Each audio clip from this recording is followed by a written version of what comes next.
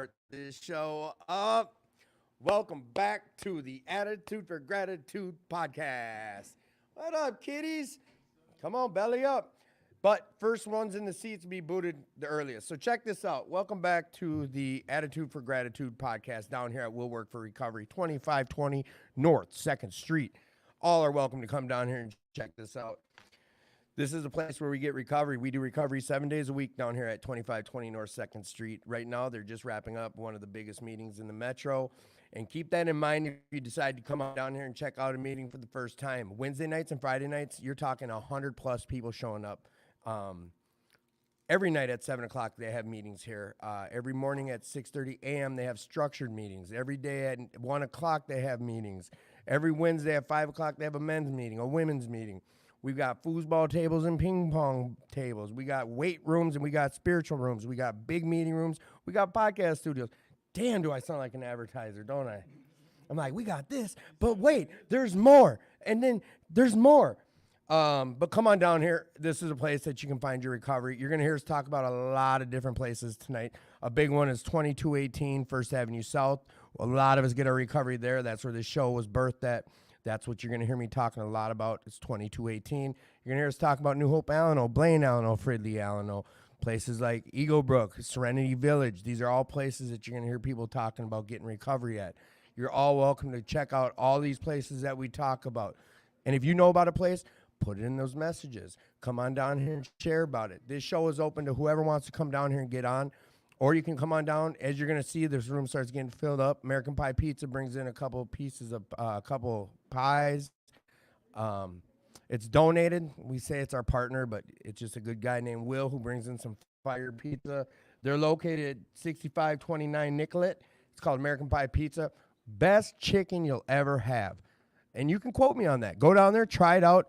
If you don't like it, I will reimburse you personally. I'm telling you, I muted you guys. This is my ego time. But American Pie Pizza, they sponsor us. They're partners with us. Call it what you will. They come on in and they show us love. But the main thing is this is good pizza. They support the recovery community, and Will's here always helping out, and I can get behind it. His daughter is one of the licensed babysitters. Same with Addison. She comes in here and they have, what's it, like you got a license or what is, your licensed babysitter. That way we can get parents to find some recovery in here and get their young ones out there in the little playroom. We've got toys and games and all sorts of stuff. It sounds creepy when I tell them, oh, I got candy in the podcast room. Big old buckets of candy. I tell the kids they can have some, but come on now. I know it just sounds weird when I say it, but we got pizza and candy, and it's a big blast. It's fellowship. This podcast has been that since day one. It just talks about recovery. That's what we do here. We talk about recovery. I have people hopping on left and right talking about the recovery, how they found their recovery. Hang on one second. Young William, did you see my new plate sitting there? It's right there. It says a note for you and everything. So as you see there in the back corner with this small-ass camera, we're going to work on that too coming into the future. I ordered a new camera, so it should look a little better. We're looking at multiple cameras. We're also looking at wireless mics. We're looking at doing some things now that it's the new year, including call-in shows. Whatever you guys have ideas about, like, let us know. The main thing is if you're out there struggling, you're going to hear us sharing about recovery, and, like, all this is for the taking. It doesn't cost money to come in here. Man, all you gave me was 5 pieces? I'm joking. Look at this here. It's kill. It's fire pizza. Hang on. You guys just listen to this for a second. Fat boy stuff. Okay. All right. Look at how unprofessional is this? This just shows you what we're about here. If you're struggling, please reach out. You're worth the fight. You deserve your recovery, just like everyone else you'll hear talk about it on the show. Come on down here and find your recovery. You're worth it. If no one's told you today, listen, you're loved. I love you. You're worth a little bit of this happiness. Like, it's here for the taking. Come on down and take it. We're going to get this thing started. And if you have suggestions, you have questions, any concerns, anything I might skim over, you didn't want me to skim over, put it in the comments. My phone number is scrolling across the bottom. Feel free to reach out to me directly. If you don't want your number up on the screen, What else? I don't want to miss out on anything else here. Share this show. It is an interactive show, so interact. Share this show. Becky, good looking.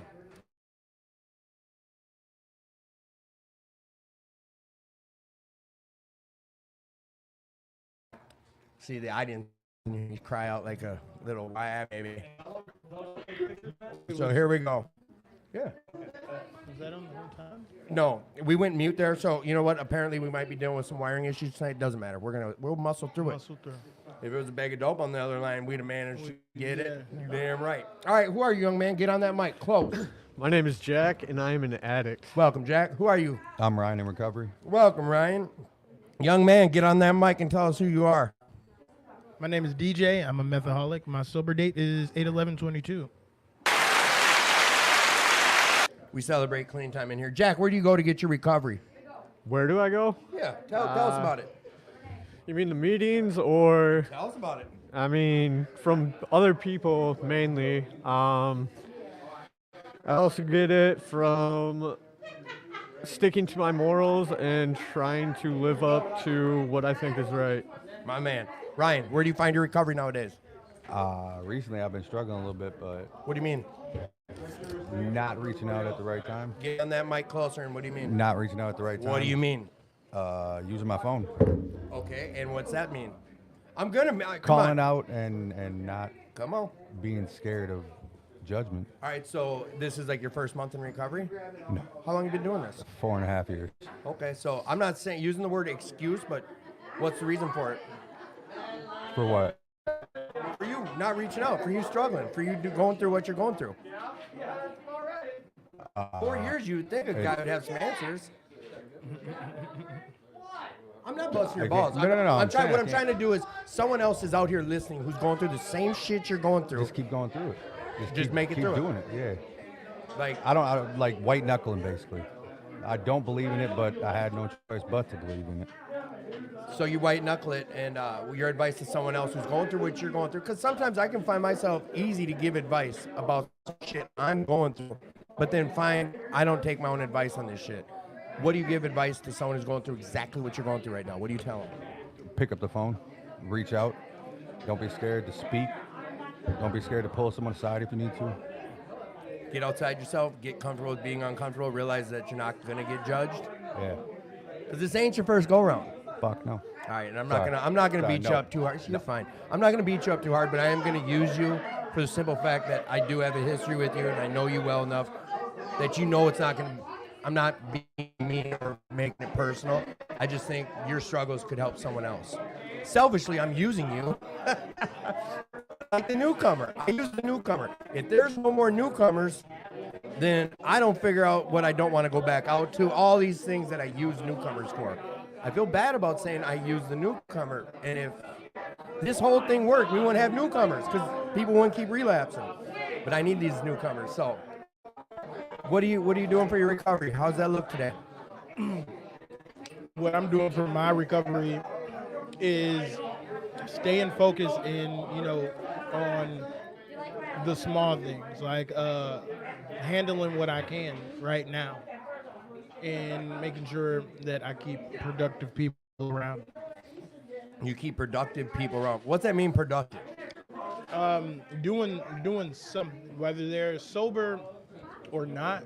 I need to make sure that I can feed off of something, some sort of energy, and to inspire myself. Because if I see somebody in or out of recovery not doing anything or reciprocating the exact same thing that I'm doing, then my drive just falls by the wayside. So, And that happens easily, huh? It can happen easy. All right, so you guys, I'm going to yell real quick. Hang on. Sorry about this audio.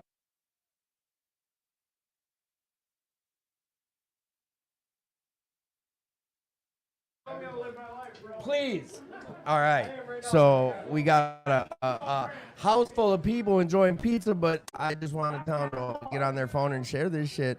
All right, Jack, I told you I wouldn't keep you on here long. Tell us about your gratitude. And don't do that thing we talked about earlier. Like, I'm not grateful for shit. I don't know what you're talking about, first of all. Come on. Second of all, I am grateful today that I have real friends, not people that want things from me. Um, this week I get to go to California to visit my parents, and that was a relationship that was really bad for a long, long time.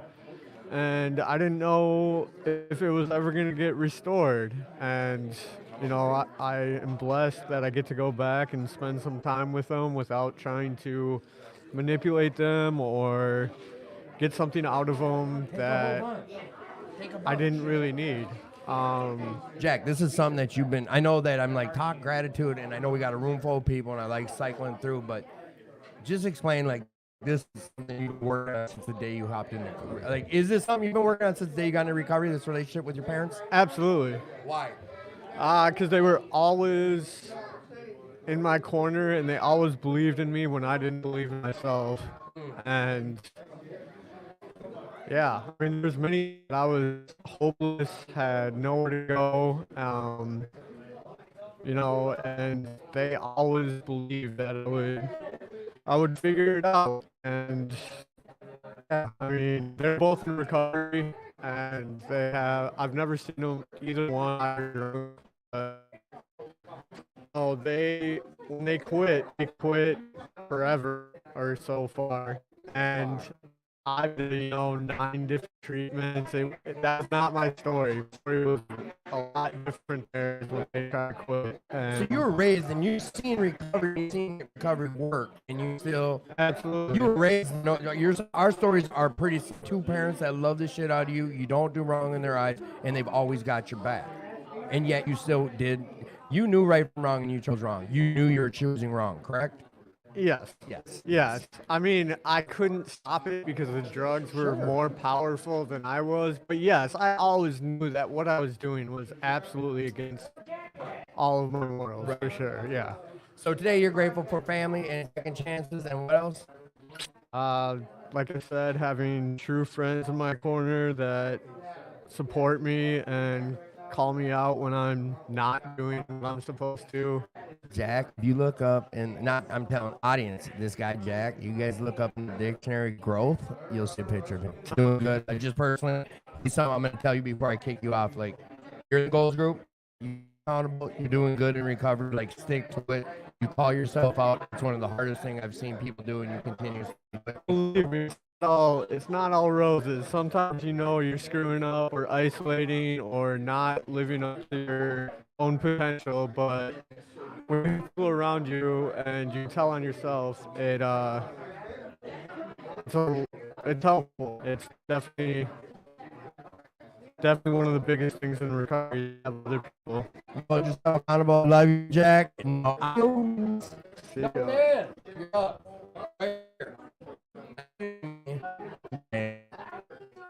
What's your plan looks like for to keep your recovery in check or to keep yourself in check?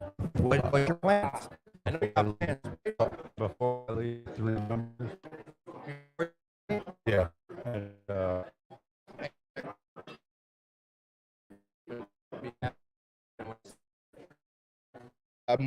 I do all your right up on it. okay. No, I just got messages saying that the audio is quiet. I don't know why. Let's just try this awkward shit. So hang on a second. I'll put you on.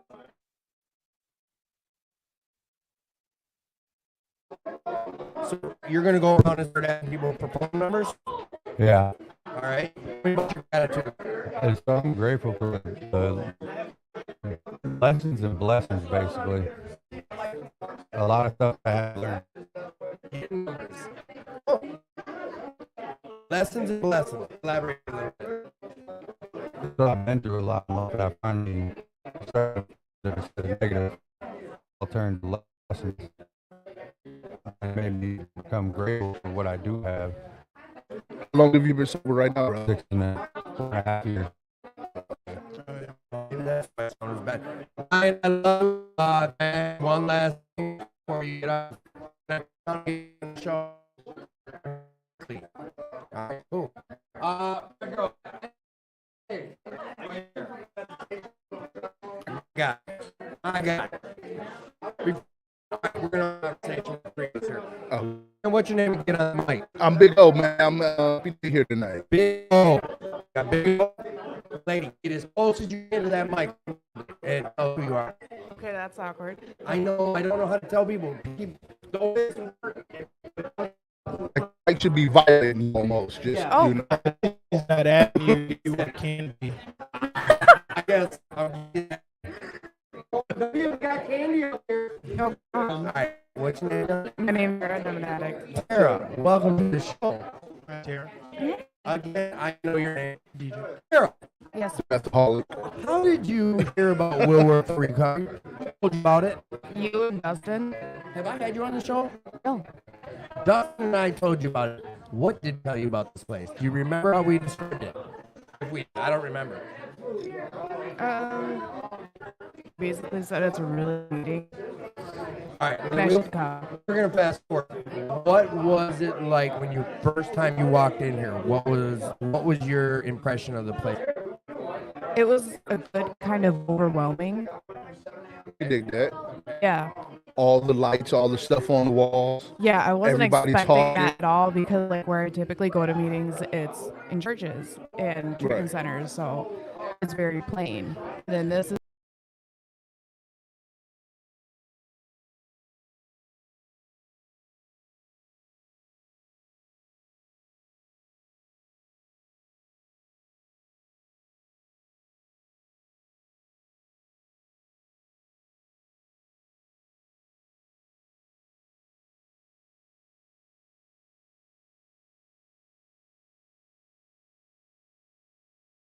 All right, I'm gonna turn on my Bluetooth. I hope everyone is still there in Lady Land listening.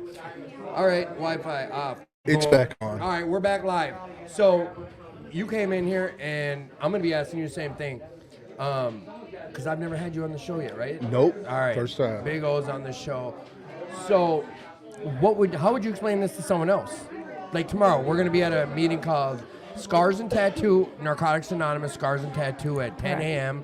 over at Iktomi Tattoos. Iktomi Tattoos. One of the Do they best. give out tattoos? Yes, they do tattoos. Like during the. they don't Yeah. give it out and they don't do it during the meeting though. Well, not free, but you can do artwork during the meeting, free of charge. It's a blast. 10 a.m. at Iktomi Tattoos, where I met you. Yes, sir. So, what do you tell someone when you explain this place to them? How would you explain this to someone that's never been? It's the most magnificent type of chaos you could ever imagine. Yep, Amen. yep, yep. I like Amen. your description that one time you described it. What was it? Something about the inside of a meth or A tweaker shed. It's like every Tweaker shed? Yeah. Oh no. It's like every tweaker's like dream. It's like they took their little shed and like put in. They would love it here. Big O. Bob Ross. Yo, look, I think of it like a clubhouse almost. Like the first time I came here, like you said, everything on the wall. It's still fun. All this time I've been coming back to notice different stuff that I haven't noticed before. Like We gotta get. Like I a describe free it to camera. people as like a party almost. I come through the door, I'm greeting people for 20 minutes, I'm hugging, I'm talking to people, you know, it's a good time. And then it's an amazing meeting afterwards. I tell people every like little facet, every little piece of somebody's house who's done meth that you've been in, it's a part of it in here. Yeah. Hey, I was thinking about trying to find something to put up. I want to get a sign with the flag that says throw in the flag and get that up somewhere. That'd be dope. You know what I'm saying? Hey, this place will take. Look at, I got all this open space on my walls. Anything you want to bring in here, we'll add to the walls. Anything? Anything. Anything. All right, look, I'm gonna throw this way to left field. We usually don't do this early in the show. If you could have any superpower, what would it be? Come on. Nothing typical. We've had things from like, I want to be a healer. I want to have the invisibility, flying. Superpower, what you A got? healer? Who wants to be a healer? I wouldn't want to be a healer because that's messing with fate. You don't want to be what? I She doesn't I wouldn't wanna want be to a be a healer because it would be messing with fate and with God's plan. Okay. Probably have the ability to fix anything that's not people. All All right. So my car's busted up. I can call you. Fuck yeah. You'll come over and be like, bing, tranny fixed. Superpower, go, big O. Any superpower you want. I mean, I was talking shit about healers until you said what you said. Now I kind of want to be a healer, like mess with fate. You know what I'm saying? Hell yeah. You know, Flight. maybe fate likes to be messed with. Oh, you're up next. Mine. Yes, you. Look, he's looking away. I love it. I love this. Mine is flight. Like, Flight. in the ability, like I want my body to be as durable, Okay. and I can fly as fast as I want. Like if I needed to fly to the other side of space, I want to be able to All right, so fly and hold my breath and be able to fly there and so which one are you, Superman or what's the dude from The Boys? What? Highlander. Highlander. You Superman or Highlander? You righteous or a lunatic? Which one? If you can fly, you I'm do. a bit of both, with not all the creepy pervy stuff. I'm loony boony. That You, comes with you Highlander. seem like Jesus. A little bit of the creepy stuff. A little bit of the creepy Yeah, I stuff. seem like Jesus. I love that show. You know who Booney is, right? Yeah. Corey Holcomb, one of the best comedians you'll Yep. ever hear. Matter of fact, I should not have just brought that up. All right, so Big O, Yeah. what do you do when you're struggling with using thoughts or using dream? Anything that comes up, what do you do? I What's talk your about go-to? it, man. I tell you something. I still go to like 5 meetings a week, and I talk about my crazy, cause my crazy act up, stone cold sober, right? Break that down. All right. So look, I give you an example. Not too long ago, somebody had fertilized their there was fertilizer or dog poop or something. I stepped in some. My crazy was acting up.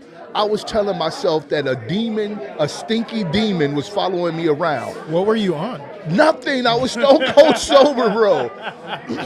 But look, a stinky demon. Did you like keep repeatedly stepping in like No, it was just one, like something I stepped in. just that one time and One- then just everything? Dang. The rest of the day, That's I got to a meeting, right, and I told them about it, and they were like, "Bro, you know that's crazy, right?" And I was like, "That is crazy."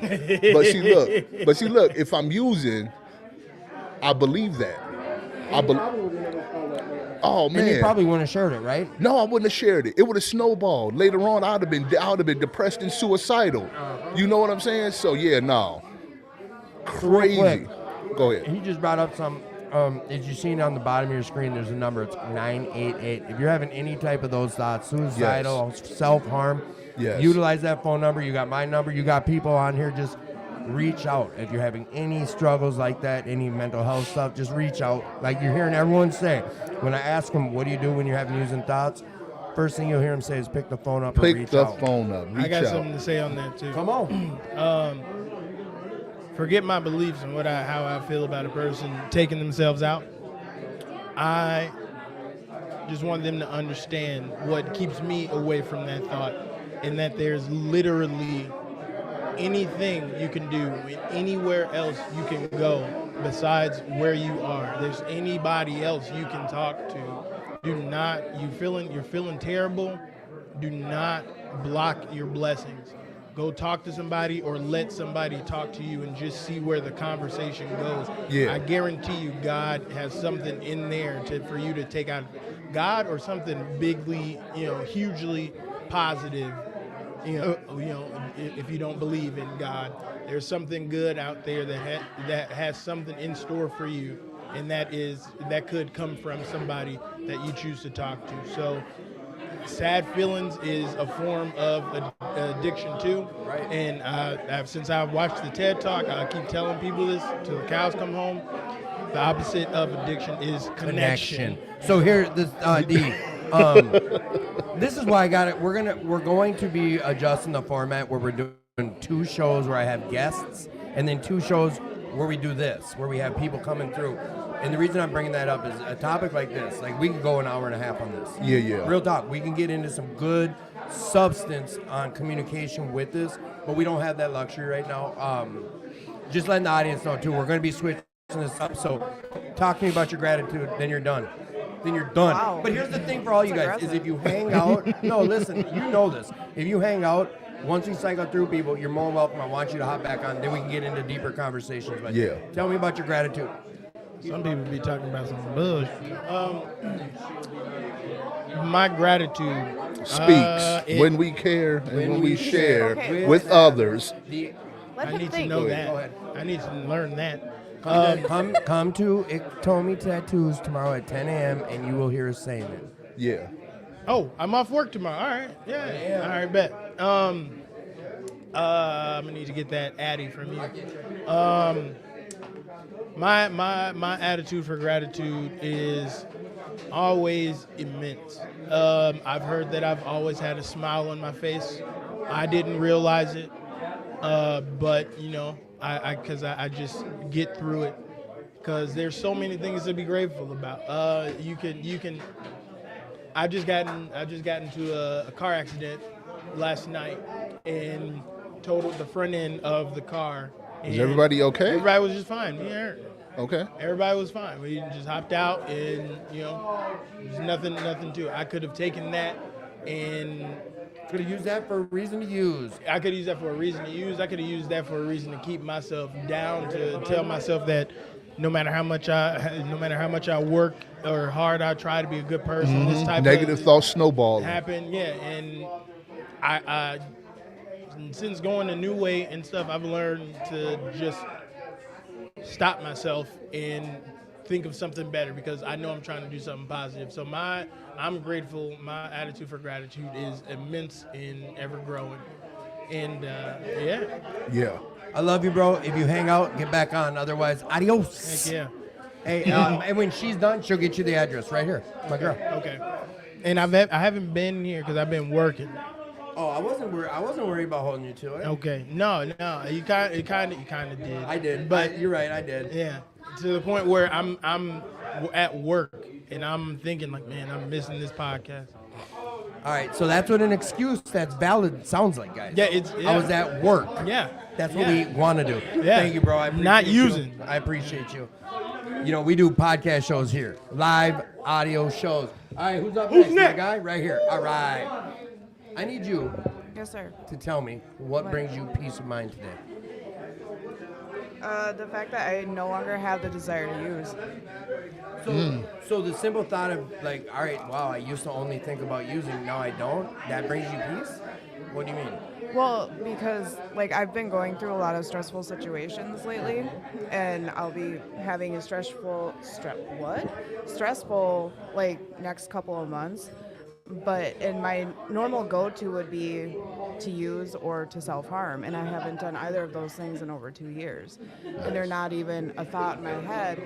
Rather, I get out of my own way and ask for help and talk about it. I have a quick So- question about. okay. Go ahead. Come on. So historically, were you a good times user or like things are hard right now, so let me escape by using?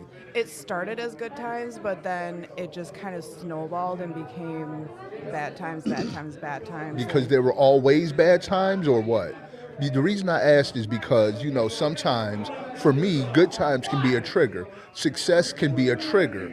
You know, having all I need now, what am I going to do? Let's celebrate can be a trigger. Is that the case? Is too much success going to be a trigger for you one day? I only ask so you can think about it and prepare for it. I don't believe so, but it's good that you brought that up Very because good like you now I'll be aware, more mindful of it when as time progresses and For life sure. changes and I grow. So here, real quick, I need you guys on for longer, but here, I'm gonna ask you one question, then I need you to go into your gratitude. The thing, you brought up self-harm. Yes. I've had multiple people come on here talk about cutting, talk about just self-sabotage, self-harm. Yes. Was it recovery that helped you get past self-harm? Or what was it? How did you combat that? How have you gotten over that? How have you not been able to think about doing it anymore?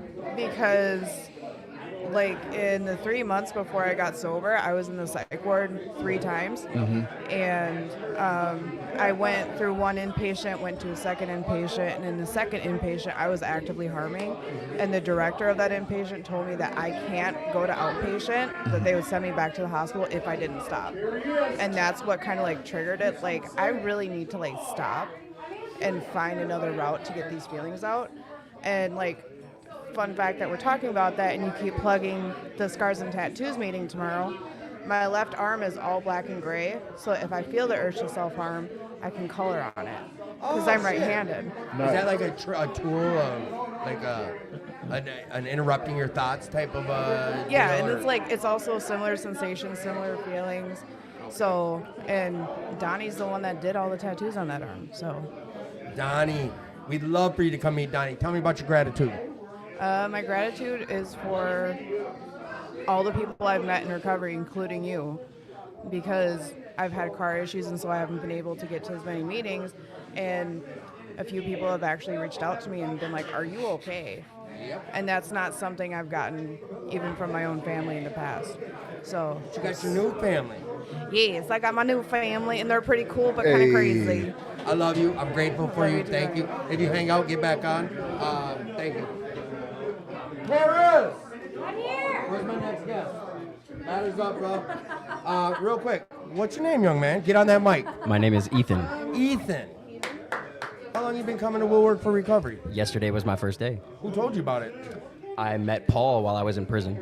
Okay, and was he there speaking at Lino? He came in to host a meeting every 2 weeks. So he was telling you about it, and That's dope, by the way. That I want to just- be able to do that one day. It was awesome. At the end of every meeting, he had us sing like "Twinkle Twinkle Little Star," "Row Row Row Your Boat." Bunch of convicts just holding hands and singing. Hey, sing it, Twinkle Twinkle, Yeah. Little Star. Yeah. I know he just put it on my plate. I'm the only other guy who's qualified or who's got the clearance to go in right now. We're waiting on a bunch of people, but he asked me to go do it next month solo, and I'm like, fuck, I don't know if I want to. I've only been there a couple times with him, but that's satisfying. Like, you saw him come in, he saw you, was all excited. Yup.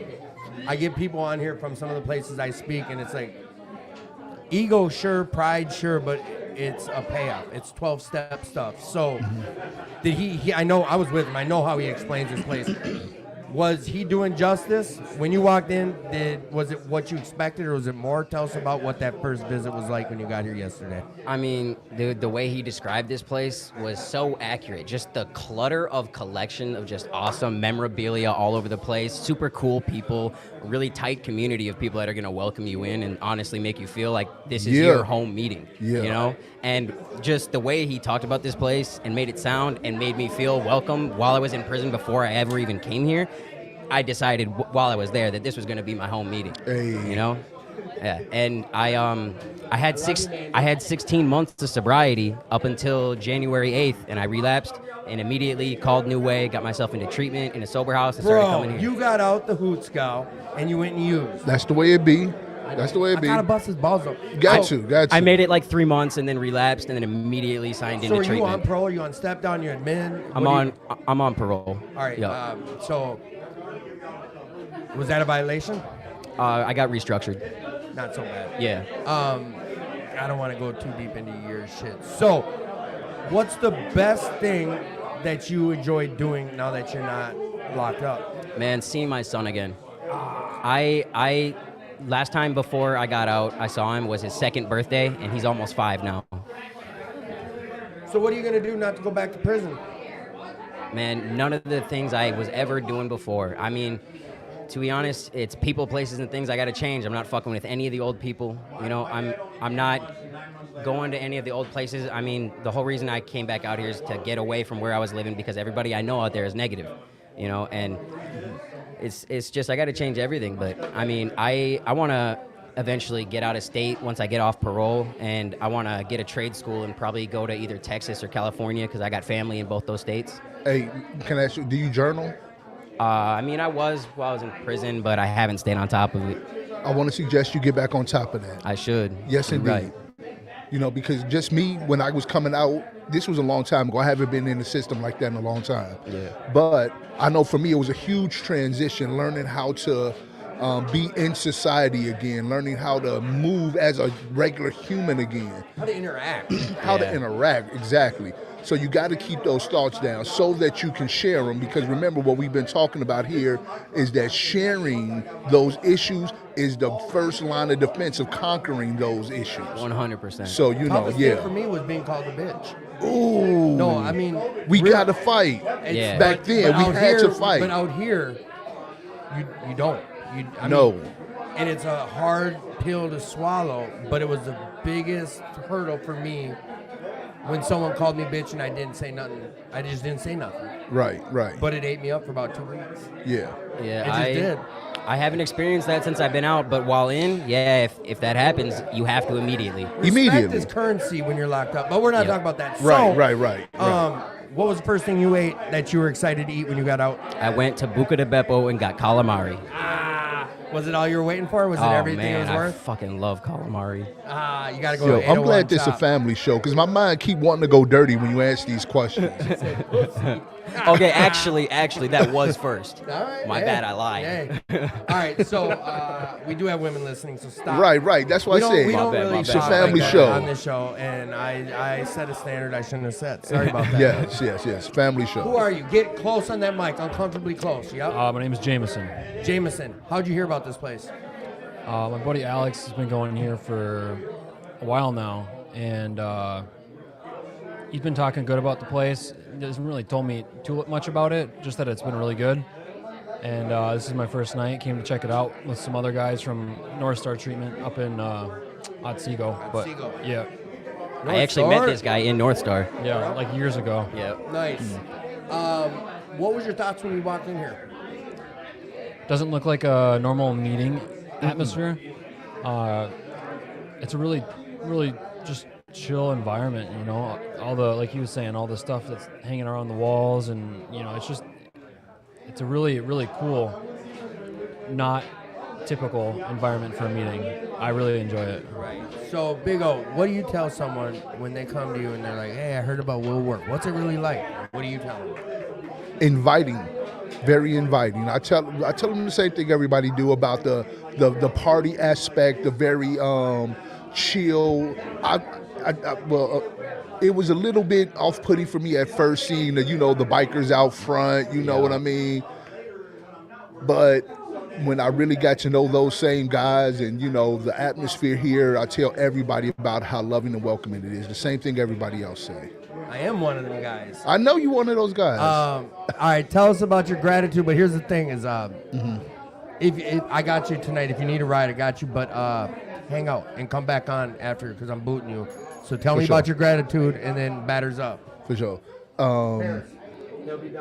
You know what? I'm gonna say the gratitude statement. My gratitude speaks when we care and when I share with others the NA way that no addict seeking recovery need ever die from the horrors of addiction. And that's a Without finding very a better way to live. without finding a better way to live. Amen. And for me, that's truth. I try my best to impart wisdoms upon people when I see them, when I can talk to them, when I can have a conversation with them. And, I believe that when you give those wisdoms, you're making a deposit so that when you need to hear them, those people can tell you the same thing back. And I'm very, very grateful for those people who I have a chance to impart a little something to so that they can give it back to me when I need it. But I'm going to go ahead and make way for the next person. Thank you so much for having me Appreciate tonight. you. For sure. All right, wait, last question. Yeah. Will you come back on the show? Oh, most definitely. All right, boys, here's what I need to know from you. Any superpower, what would it be? Oh man. I think it's got to be flying, man. I was gonna say the same thing. I feel like that's the biggest rush you're gonna get. Right. We love you, buddies. Welcome to the show. Get as close as you can to that mic and tell me who you are. I'm Alizé. Alizé, I think we've asked you this once before, but what superpower would you have if you could have any superpower? Man, I don't know. I mean, I know, but I don't know. They both just said flying. Someone came on here and said a healer. Another person said time travel. I would be an invisible time traveler. And she doubled down. Doubled down. Just And- because, ooh. so I could go, Show up and so not I be can go seen? through the prison and the jails and visit my family who ain't out here today. What's that like? How does that interfere with your recovery when you're down and out about family members that you can't see? How do you deal with that? Well, I mean, I had a hard time with grief, like losing my dad and my brother and my sister and everything. But like being in recovery, I was able to overcome and learn how to overcome the grief stage.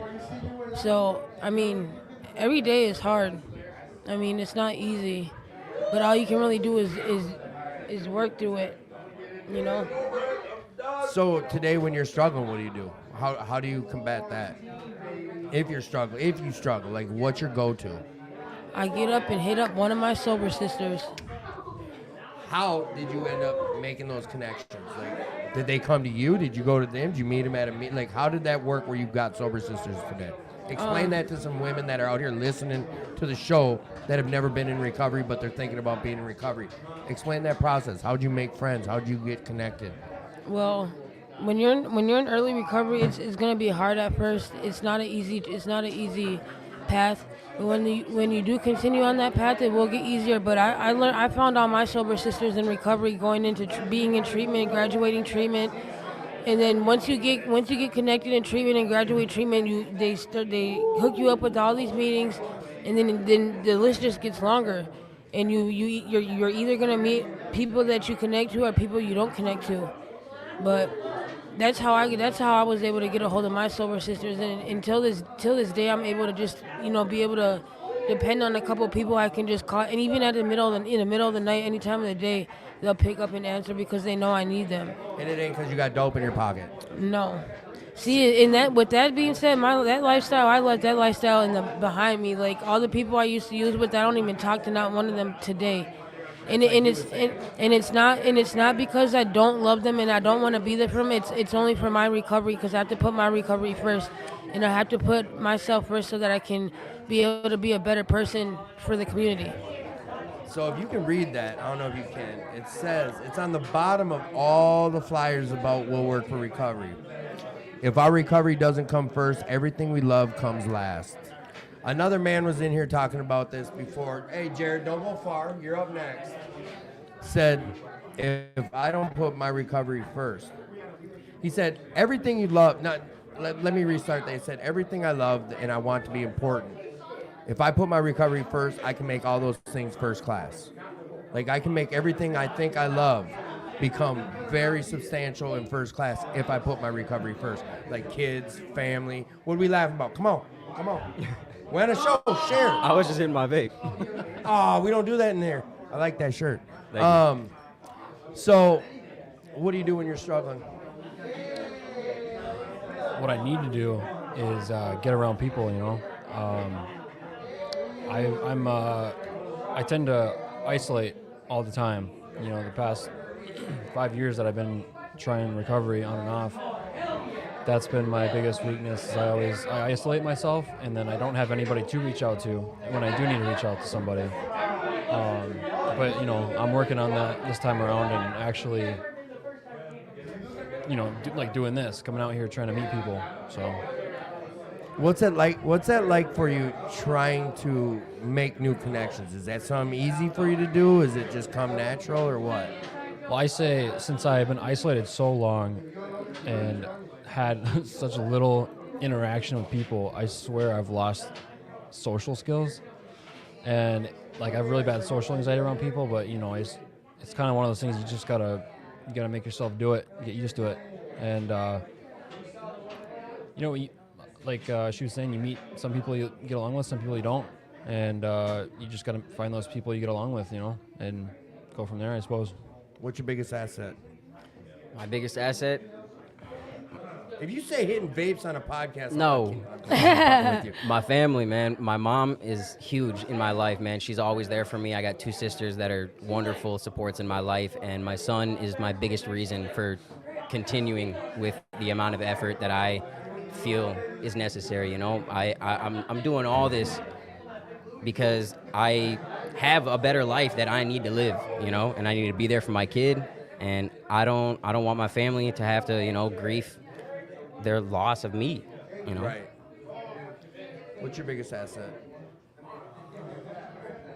Man, I have to say, just my knowledge in general. I've been, I guess recovery specifically. I've been in so many treatments and absorbed so much knowledge. I just have to act on that knowledge, right? So, I know a lot of things about recovery. So there's a statement people say. They're like, you'll get me high before I can get you clean. What does that mean to you? When they're like, when you got a buddy out here, someone struggling or using, and they're like, look, they'll get you high before you get them clean. Do you ever have a problem trying to help out a newcomer? And if so, what's that been like? Man, the newcomer is always the most important person at any meeting. So with that being said, like, I had to get, like I said before, like I had to get myself right before I can help anybody else. And right now at this point, like if any newcomer came up to me and needed my help, I would be glad to help them because every newcomer needs that support. There's actually a great saying, like when you're grateful for your recovery, you'll never have to worry about using again. And so like, man, yeah, like how long have you been sober? Oh man, I just relapsed since last Friday. So you got 7 days today? Yeah. 6. We don't include the day we got high. Right. 6 days. Hey, you know what? 6 days. Listen, Paul will tell you, anyone will tell you. What time did you get up this morning? About 8. All right, you? 6. You? I've been up since 6. I've been up since 4, so I'm more sober than all you motherfuckers. It's today. Like, I don't know how else to explain it, but when I'm worried about yesterday, if I'm worried about tomorrow, a girl who got 6 months clean, she was out there getting her little chip. And she was like, the biggest thing I've learned is if I'm worried about tomorrow, it takes away the peace of today. I don't know why it hit so hard, but it does. And that's when it all clicked for me that all we have is today. If I'm worried about this relapse from 7 days ago, if I'm worried about tomorrow's bullshit, like where am I at today? It's stealing my peace away from today. So I don't know if that helps anybody. Your but pizza or peace? Peace. But stay away from my pizza. That's my pizza. All right, so this goes to everyone. I had a question came in. How do you deal with shame and guilt? That's actually a good question. And being in group and everything these past couple of days, that's all we've been talking about is shame and guilt. I had a hard time dealing with shame and guilt like for a while, but you have to, I don't know how to explain it, but you have to love yourself and find who you are in order to overcome that shame and guilt you was once in being in active addiction. Because if you don't, that's gonna long term affect you in your sobriety and your recovery, and you can't let that happen. Because that means you're stuck in the past and you're not gonna be able to move forward. I mean, that's how I look at it. Like, and that ties into what I'm saying. You stuck on yesterday or you stuck on tomorrow. Where you at today? How am I gonna move forward or grow? How am I gonna learn anything new if I'm worried about some other shit I have no control over today? How do you deal with shame and guilt over a relapse? Well, Were you worried? You know what? Let's switch the question up. Were you worried about coming back to these rooms after your relapse? Like worried about people talking shit or what they're gonna say or something? no. However, I'd call myself a chronic relapser. You know, I've had so many slips over the past probably 4 or 5 years. But in terms of coming back here, I'm not worried about the people judging me because I know it. I mean, at least in a good place, you know, people aren't gonna judge you. Because I know that is a lot of people come in here and say, someone who was just on before you, the first guy who was in that chair. It's a big fear of people. They're worried about what people are going to think. I understand that. And I get that too. Like, I'm not going to lie. I judge. I don't want to be a person who judges others, but it happens. Yeah. Like, I see you over there, I'm like, yeah, I don't know if whatever. It's natural. It's a character defect of mine I need to work on. How do you deal with shame and guilt? Man, to be honest, I kind of had a problem with isolation for a long time too, but I've learned to lean on those that love me and are there to support me, you know, because I never used to be willing to talk about any of my shame or my guilt or the things that I feel guilty about having done. But, you know, just through 16 months of sobriety, I kind of learned to lean on people and be able to accept help, you know, and now I'm just practicing that in the outside world. All right, we have one more question. Come on, and then we're gonna get into gratitude with you guys. Oh shit, where'd it go? All right, sorry, I got questions. If anyone has questions, you can put them on the comments, or you can message me personally. Is it on there? Just YouTube sound good. For some reason, you guys get real close on your mics when you talk. I'm getting complaints about that. All right, what's the scariest thing about being sober or clean? Let's start over there. I'm I'm just You're kidding. up. Spur of the moment. My You're on biggest. next. You said, what's my biggest fear? All right, the question was, what's the scariest thing about being sober? For an example, people come on and be like, well, shit, I didn't my biggest fear was like, how am I gonna have fun anymore? Some people said like, how am I gonna be romantic anymore? You know, like these fears about being sober. Do you remember what they used to be or what they still are or anything? My biggest fear was about being sober is not being able to find myself again. You know, and I'm kind of glad I did, because in recovery I found out a lot about myself that I didn't even know about. Like, I found out that I can draw really good. I got a lot of talents I didn't know I had. So. Hold on to that thought. What's the biggest fear about being in recovery?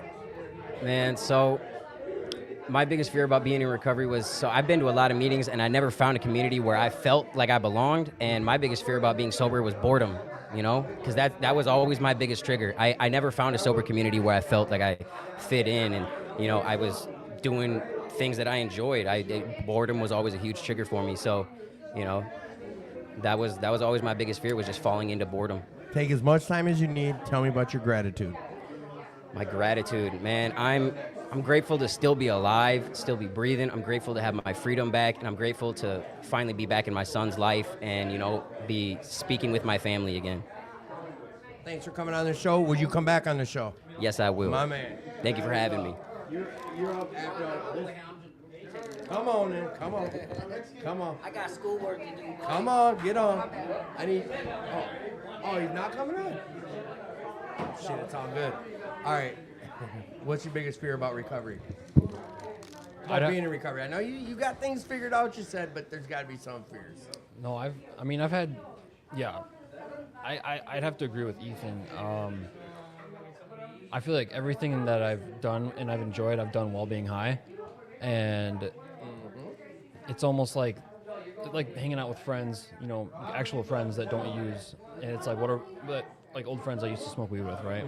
And they don't do that anymore, but I also feel like me not doing anything, it's going to be kind of weird and just feel different doing things with people, because that's what I was enjoying about doing things, was, you know, getting high first. So I feel like I've always felt like there's not much for me to do while I'm sober, but I know it's not true. I just got to find those things, right? No, I get it. Yeah. Tell me about your gratitude. What's that look like today? Today, yeah, I could tell you a lot of things I'm grateful for. I'm still in treatment. Name of the show is Attitude for Gratitude. Take all the time you need to talk about your gratitude. People need to hear about it. Yeah. You know, I'm grateful that I'm getting chance after chance, and it may seem like I'm taking it for granted, but I'm really not. You know, I'm grateful to still be alive, grateful to have a family that cares for me. Grateful to be meeting people that are, I consider friends, and bring me to places like this, you know, where I can meet more people and feel comfortable, because like this is a meeting I'll definitely be coming back to. But yeah, I'm every day I'm just learning to be more and more grateful, I'd say. My God, I appreciate you coming on. Get out of here. No, I'm joking. Will you come back on the show? Yeah, absolutely. All right, thank you. She's got someone coming. Young man, get on that mic real close and tell me who you are. My name is Dante. Dante, welcome to the show. Welcome. Have you been to Will Work for Recovery before tonight? Never. Who told you about it? Some of the dudes at North Star. Do you remember how they explained it to you? It was like a month ago. Someone was like, "Yo, it's like kind of a party all night. Come kick it." And I was an inpatient at the time, so it's like I can't come. But yeah. That's the Otsego, right? Yeah, North Otsego. Star? That's right. Yeah. What was your thoughts when you walked in? I thought it was cool. It was big. Can I be all the way honest? Yeah. I felt weird to not have like a joint in my hand. You know what I'm saying? This many people? Well, no, there was nobody was here yet. But just the setup, I just felt like like I was supposed to prepare for a smoke out. But you know, it was fitting. It was fitting. You know. But you know what? Like, if you talk to Paul in a way, like he kind of, not that he wants the vibe to be like you want to smoke some weed here, but like that type of chill, like a party. I didn't have the urge, but it just reminded me, most rooms you walk into and the couches are like that. It's like somebody auntie crib, you know, like, you know, a cool ass garage. That's what someone else came in here and said that same thing. They're like, yeah, it looked like a meth garage when I walked in here. I mean, I didn't see any engines torn apart, you know, so it's cool. But it was. Oh, wait till I get this lamp. Some dude built an axle out of an Ecoline 150 van. Made a lamp out of it. Yeah. It'll be here next week. It'll be in that corner. We're getting there. We'll have some transmissions busted down. How would you explain this to someone else? Someone else at North Star, like, I heard you've been here. What's it like? I mean, it's cool because a lot of the AAs I've been to have been like Alanos in the farm area. So it's real, like, I don't know, I don't want to use the word progressive. It sounds too, like, pompous or something, but it's cool. It's down to earth. The decor is like, takes your time, takes your mind off of where you are. It gives you the opportunity to just settle into your thoughts a little bit. You know, your creativity kicks in a little bit here. Other places there's not much room for creativity as far as your thoughts go. So I felt real centered. You know what I mean? Like I'm from Minneapolis. I felt home. Nice. Yeah. That's nice. Yeah. Who are you? My name's Close Gage. On the mic. Gage. Yeah, Gage. How'd you hear about Woodwork for Recovery? Someone from North Star actually. Damn, North Star's coming in thick. Yeah, we're out here. Big thing. Oh, good. You know what? North Star. Actually, I lied. I came down here from what's it in Richfield? Progress Valley. Okay. So I came here before, but I came back after going to North Star. Okay. What was your thoughts when you walked in here? When I walked in the first time, it was packed, so I was a little overwhelmed. But I thought it was Did you cope with it? Like, was it overwhelming? No. I thought it was great that there's the sober community out here comes together like this. Oh, yeah. I'm like, I gotta be part of that. There's this young lady named Paris who's a big up-and-comer in the recovery community. She's putting on the hits and the Ritz. And Shout out. She's about to come host for a little bit. Come on. Paris. Paris is in the house. Cool.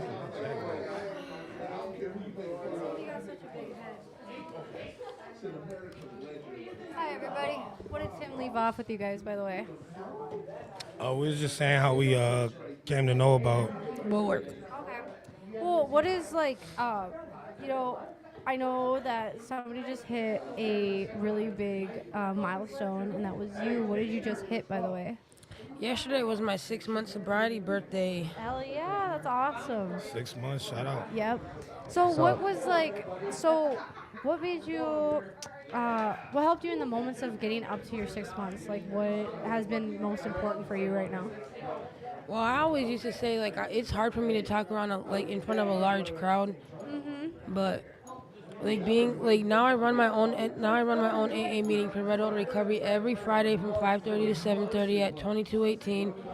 But I think it's just it's helpful for me because it's helping me get out of my shell of being able to not be shy in front of a lot of crowds. Right. But somebody was saying the other day, yesterday's history, tomorrow's a mystery. Live for today, and I just take it one day at a time. That's amazing. I'm happy to hear that. Okay, well, what are you doing that's working in your guys' sobriety? Like, what is something that's helping you get that motivation, the production of it? Because everybody's always talking about, what is the hardest thing for you to deal in your sobriety now? So what is something that's, coming easy to you in your sobriety?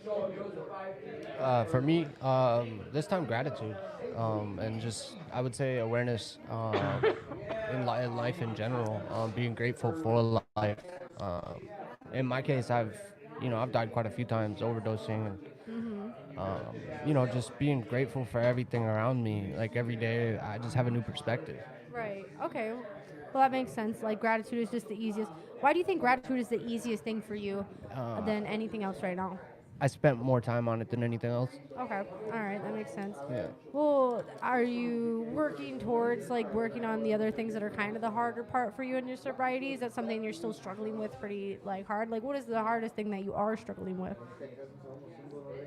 That's a good question. Can I think about that for a second? Yeah, you're good. We can move on let for me a think second. about that. So what is something that's coming easy to you in your sobriety?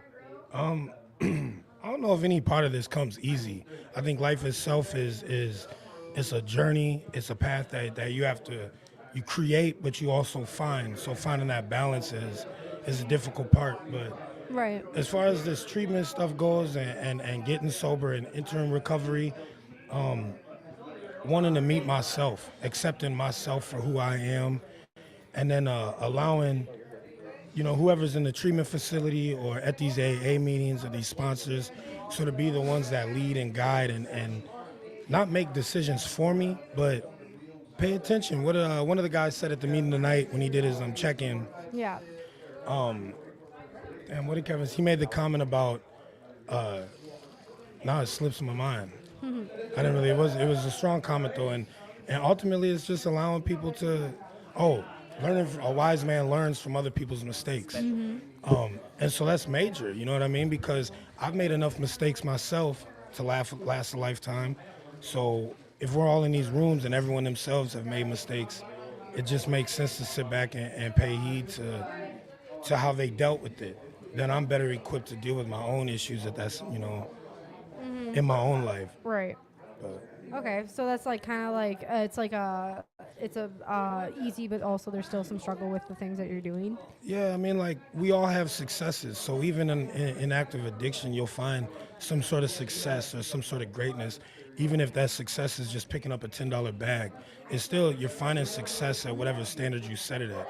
Right. So you know what I mean. So as you go through life and you level up, you have to continuously be leveling up the image of success and what that looks like. So Okay, yeah, no, that makes sense. All right. Well, what is the thing that you were struggling with? Like, have you thought about it? Is it still kind of like hard for you to pinpoint what that struggle is right Me? now? Yeah. No, I figured it out. Okay. After thinking about it a bit, the hardest thing for me, I would say, like in general, is so part of me with like addiction is the lifestyle that comes with it. Like I like just being able to be reckless and have fun and do whatever I want. So a lot of it is changing my whole lifestyle into being doing good things all the time and not you know what I mean, just trying to be around sober people, letting all my friends go that are still alive or not locked up, and just Right. surrounding myself with great people.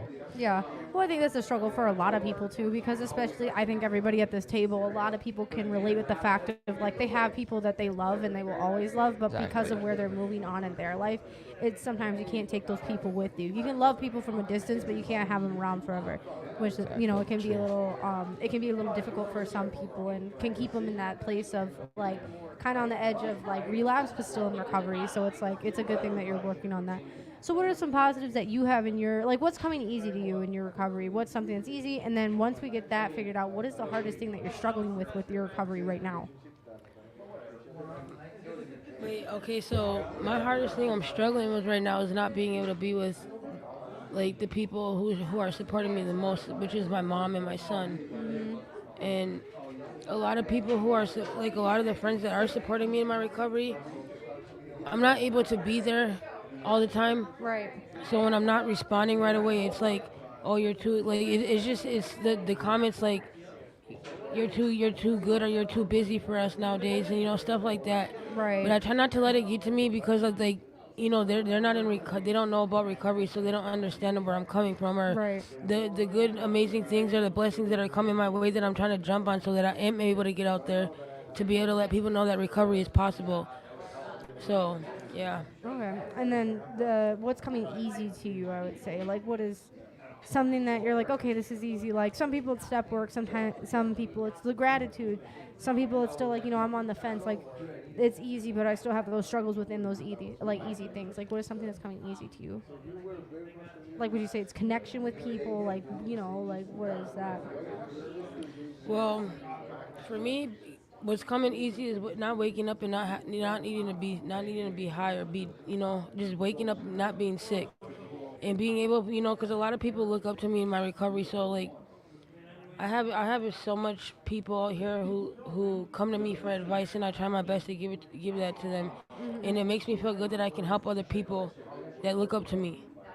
All right, that makes sense. Yeah, I like that answer. I like all of your guys' answers. They're all, they all have a correct way because it's your way. And that's what a lot of people kind of forget is like, recovery isn't just one way. It's what works for you. And that's why, this place is called Will Work for Recovery. Okay, well, what do you like most about yourself, like right now? Like, what do you like more, like, from when you were using to now? Like, what are you so, like, happy about within yourself? So me, there's two things. One, I love myself more than anything, and I never did before, and that's a huge piece of being able to stay sober is I don't want to put drugs in my body anymore. I don't want to be out Right. drinking, being reckless, getting into fights with people. It's just pointless. But I love being a great father as well. That is a huge part of my life, and you know, I wouldn't change it. I love my daughter, so it's the best thing, you know, the greatest blessing I ever had. Yeah, I like. That's a good answer. How about you? What do you like about yourself? I'm enjoying these emotions just every day, just going through regular life. You feel emotions different. Anxiety is real, but not just from the mental health standpoint, but just the anxiety of feeling like getting the chills when somebody says something is major, you know, and it's necessary for us to have these feelings as humans, as people socially.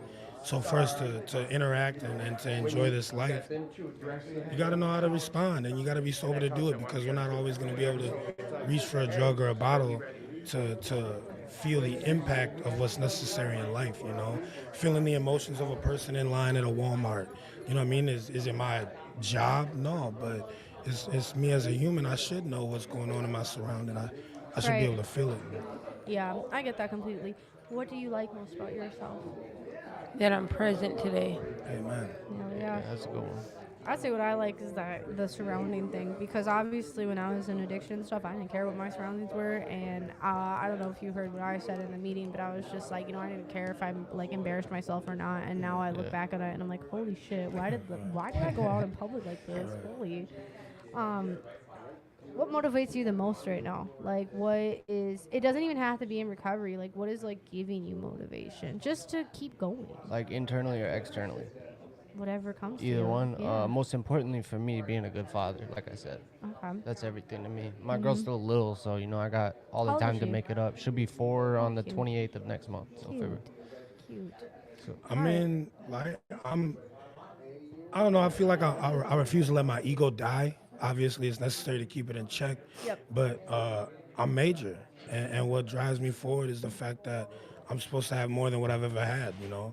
And I can't say that the world is entirely mine, but I refuse to stop feeling like I can have it all. I can have more every single day. Every time I wake up, Yeah. I can go to sleep and I can wake up the next day with more than what I had the day past. Right. You know, Okay. All right. I see that. What gives you motivation? And it doesn't matter. It doesn't have to be in recovery at all. Like, what is something that keeps you going? Just and what's kept you going even when you're in recovery, basically, or like in addiction. My apologies. Let me fix that. My schooling actually is what's keeping me going. I've had a dream and a goal since I was little to go to cosmetology school and to finish cosmetology school. And because I let my addiction get in the way, I stopped going to cosmetology school. But I just actually got some good news about that. I just got accepted back into Aveda, so I'm gonna be going back to school for that. Because I want to open up my own business, you know, for a salon and barber. Because I can cut hair and do hair really good. I know I was watching you braid that one day the first time I met you. I was like, man, she's good at that. I need a haircut. Well, Yeah, there I you got go. you. You know, it's like this is what recovery is for, is like making connections, supporting people and what they're doing. And it doesn't matter if it's in recovery or even just in their livelihood, you know. All right, well, how about this? We're going to end off with this with you guys. What gives you peace? And I'm going to ask you what your gratitudes are. So what gives you guys peace? I guess I get peace because I don't need drugs and alcohol to maintain my ability to be a leader. So knowing that I didn't leave my whole self behind by entering into a sober life, you know, I think that scares a lot of people is the things that make them great inside of their addiction. They feel as if they're going to lose those powers once they get sober. And yeah, that's it. And I'm grateful. I'm grateful for my mind to be changed a little bit and me to accept allowing other people to take the wheels sometimes, you know. Yeah. That's being in treatment is difficult to let other people do the talking for you and things. So I've just kind of let that part go a little bit. It's necessary. Nice. Well, I'm glad for your gratitudes and I'm glad for your peace. There's some guys back there if you want to go grab them for me. And, you know, I'm thankful to have you on here. What was your name again? Dante. Dante, nice to meet you. Yep. I'm Paris. Yeah, shout out to Paris, making it big. Recovery World. Yep.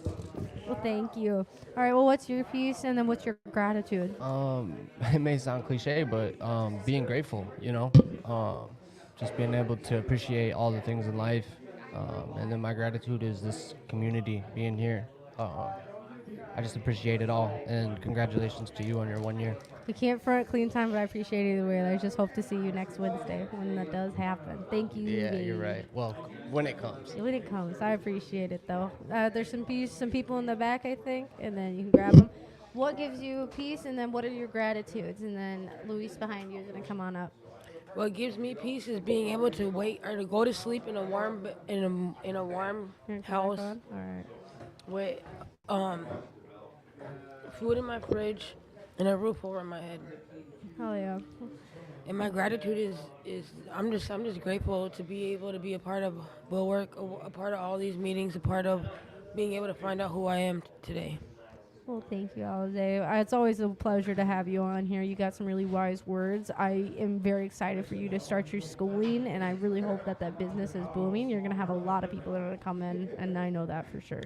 Hey, I'm sorry to be the Johnny come lately. What you going to school for? Cosmetology. Cosmetology, nice. Is that a passion or, you know? It was a goal for me when I was younger. I've been braiding and doing hair since I was like 9 years old. Okay. Yeah. Way to make those natural talents shine through for you. Yeah. I'm hopeful for you. Hey, being in recovery, I found out a lot of talents I didn't even know I Right, had. So you that's know, the fun it's a part. blessing. You know, it's been a blessing. Yeah, well, I'm glad that you're finding all these blessings and finding more. I hope you get to come back soon and talk with us again. It's always a pleasure. Thank you, Alize. Luis behind you will be coming on up, so. Did I steal somebody's spot? Oh, you're good. I don't know. He wanted to come up here, and that's all I know. I can't see past the computer. All right, well, who are you? My name's Sean. Hi, Sean. Hi. Is it your first time on the podcast? No. Oh, okay. And I know you, Mr. Big O. Hey, everybody, I'm Big O. I'm back. Hi, Big O. And then who are you? You know me. I'm Luis, Yep. the Mexican guy. The Mexican A guy again. Yep, Mr. Luis. All right, well, let's start off with how's your guys' recovery going? What is something that's coming easy in your recovery right now? Something that you're finding that is just super simple. Because, everybody has that one thing that they're, super simple with, step work, connection, whatever it is. I just been working on my habits. I want to start off by Atomic Habit is a book I'm reading, which is great, I think. I've heard of it. Yeah, it's a good book. I just been learning a lot about, my other habits that I have and, ways that you can set up your house to where it just triggers good habit after good habit after good habit.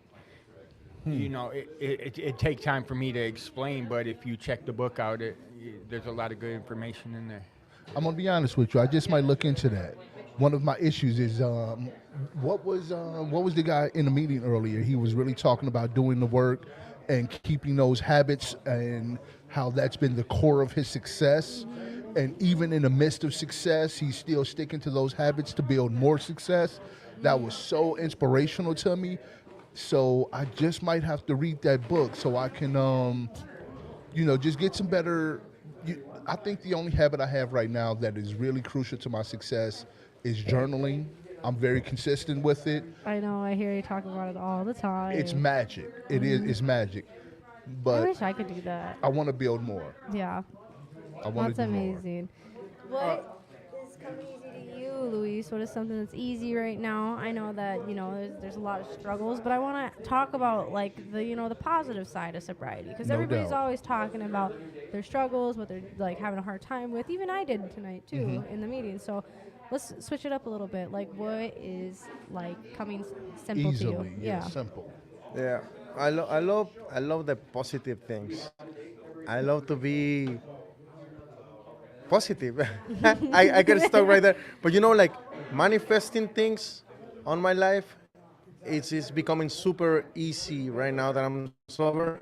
Thinking that I'm gonna do something and the way that I'm planning in my head and taking the action to make it is becoming very easy. I mean, I think it is because I look different now also. Because if I go to look for a job now people want to talk to me, Because at the beginning, when you are... You don't look scary no more, huh? Exactly, bro. I look normal again. Hey. So people is hiring me again. So that's After a few Come months, through smiling. after bro. just a few months, you get that glow back in Yes, your, sir. your Yes, sir. health. That's one of the things that made me get sober is just meditating and thinking all the before and after pictures. Just a little 6 months, and you just see the life come back to people. And yeah, that It's a beautiful thing to witness. Yeah, and it's because it's like once you start looking back on those photos of like when you were using, you're just like, who the hell is Who this was person? that guy? Yeah, because like there's like, because I'll even talk about it with a few people here that I'm like very close to, and I'll be like, "Do you want to see a picture of me like from last year?" And they're like, "Yeah, you look a lot more happier." Because I think within like addiction, there's a lot of misery, and once you get out of that, like there's a lot of positivity that comes with it. And it's like because we're so focused on the chaos and the miserability of it all.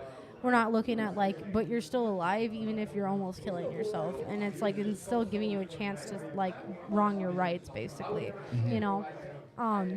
But what is the hard thing for you right now in your recovery too? Because I like to flip flop. Like we're gonna like something that you're still kind of struggling with. You talked about a little bit tonight in the meeting. Jimmy will hop on if you need to. Jimmy. You guys are doing a great job. Good work. That's right. Thank you. Hey, I tell you something. I'm starting to feel more social. Yeah. And I think that's coming naturally. And, just to honor you a little bit, I think you're a big part of that because you're such a very warm and welcoming spirit in the meeting. I'm talking about coming maybe tomorrow and going out to karaoke with some of the guys here after the meeting tomorrow. Just because they were like, none of the group that they came with sang. And I'm a ham. I love attention. You know what I'm saying? Right. So I'll get up there and sing, no problem, So, yeah. I don't know if I'll do that. I'll play karaoke in my car. I'll do it. I got a microphone in my car, and we could sing all the way home. Okay. I'll do it. You'll do it? No. He said I'll he'll do it. You'll do I'll it. do it. I'll Okay. do it. No. Yeah. Yeah. I don't care, bro. I mean, I'll get up I there don't and give a sing fuck. 80s You can cuts. start singing some corridos for them, Luis. yeah, I can sing some corridos. Yeah. If you allow me to sing in Spanish, I'll do it all day long, bro. All day long? All day long. Let's get it in there. Let's Yeah, make bro. it happen. Yeah. So Tomorrow, you send me the address, okay? I'll see you there, bro. Come to the meeting tomorrow. I'm definitely going to come, and I'm going to... So it's going to be here? Yeah, come to the meeting Saturday tomorrow. night meeting till 7 o'clock. Here? Yep. Yeah. Karaoke. Well, no. Afterwards, there's the group plans on fellowshipping. But right here is There's the a meeting, meeting, yes. and then fellowship afterwards is potential for karaoke. Okay, but it's going to happen here. The meeting, yeah. No. We'll speak about this later on. Right. Okay, but so what is something that's like you're still kind of struggling with within your recovery? Like something that is just kind of like a hard, hurdle to jump, basically. Just coming up with new things to keep myself busy. Yeah. Things of that nature. Yeah. I get that completely. How about you, Luis? What is some hard stuff that you've been struggling with? What is a hard hurdle for you to jump over? Because you talked about loving, being positive and stuff. Yep. So what is something that you're struggling with within your recovery? Yeah, so anyway that I'm doing better and better and better. At the beginning, I used to feel that I have living in my head like 9 motherfuckers right there. Right now, it's only me and another motherfucker. Okay. but I'm fighting too much with him.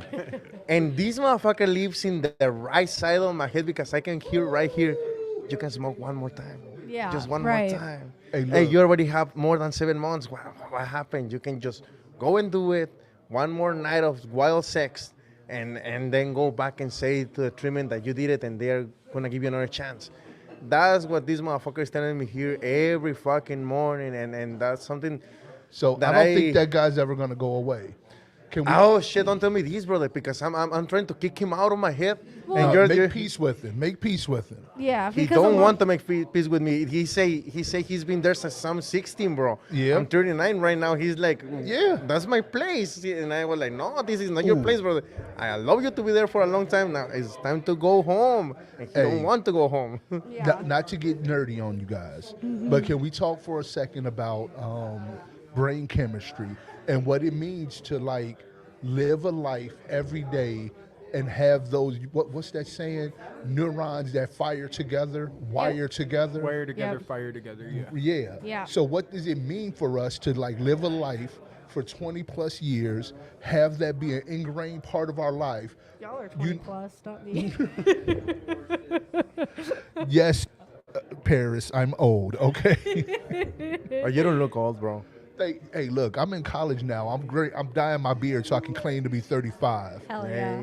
But no, it is a big thing because it's like even like, you know, it's just fixing that brain chemistry because it's like every day you're doing it. Because like you see guys in here like, what was it? Like Brock just got his 6 years. Congratulations to Brock. Yeah. And he was talking about how like, you know, he still has those thoughts, those ideas and those things never leave. Yeah, and no. it's just something you have to like find peace with, or you know, just You gotta learn find to tune it peace out. with it. Because it's like, and even I talked about that tonight too. Is like, you know, I'm getting up to my 1 year on Wednesday, which Hold on. I don't know where the clapping is. If I know where the fuck, I think it's the first one. Hang on. Do it. Hey! But you know, it's just like I was talking about that too because now that I'm getting up to my 1 year, I'm having a lot of like self-destruction thoughts because it's like I did it this far. Like I'm like, holy shit, this is a new habit for me, and I was like, oh, well, I could like just go drink a little bit and nobody will never have to know. But it's just like, no, but like what I was talking about is what's helping me. Like, so if you're having a hard time kicking that guy out of your head, what you can do is just like find motivation outside of yourself to keep doing it. Because I've been having a hard time with that. And what's giving me motivation is that my father is flying out to give me my coin. And that's what's helping me stay present because it's like if I did that, I would feel so disappointed within myself, and I know a lot more disappointed than he would be. So, you know, it's just it never goes away. Those thoughts never do. As much as we wish that we never had those thoughts in the first place, because well, we wouldn't all be sitting here, you know. Ooh, I got Okay, a I question saw for you. I saw a video that they played to us in the treatment place, and it's giving me a hope because that video says that this kind of thinking is gonna go away after 2 years. That's what they say, bro. Well, it won't be as That's science, and I wanna trust that science. Sometimes I'm tired of this motherfucker in my head, you know, like, because if you ask me what I want is not to want. That's what I want, not to want, brother, and I still want. I still want. I'm gonna get off. I just want to say one more thing that What's your gratitude though? Oh, my gratitude. I'm grateful for my family. I'm grateful for second chances. I'm grateful finally that I got a relationship with God, which I never had before. I could go on for days. I'm thankful to be clear-minded. But yeah, I just want to say one thing. Dang, I lost it. It's okay. Oh shit! It happens to me every time, brother. Don't worry. Yeah, I lost it. If it comes back and if it's something, you can always come back. But thank you for coming on. If you want, just go grab Jimmy for me. Yeah. I forgot. I remember. All right. The one thing I was just gonna say is, pretty much. Cam, I lost it. I'm done. Oh shit! Thanks, Sean. Hey, thank you, brother. Jimmy's in the back. What was your question though, Big O? You have a question? Okay, so this is to you. Okay. Sometimes I have a hard time accepting compliments. Now, in this meeting, you're a major part of the meeting. Yeah, as a person who greets people, knows just about everybody, very vocal, keeping the meeting on track. How do you feel with that? Is it a pressure? Is it a responsibility? How do you feel? How do you accept it? How do you run with that? I look at it as like an honor and a responsibility to help me keep accountable, like be accountable for myself. It's like, you know, because I always tell people, like, if they want to make plans with me on Friday, they're like, what are you doing Friday? I was like, I have I'm the at a name. meeting. Yeah, I was like, oh, well, can't you not go? I was like, no. Nope. I was like, because I run it. I was like, I can't just not show up. I was like, that's not how that works.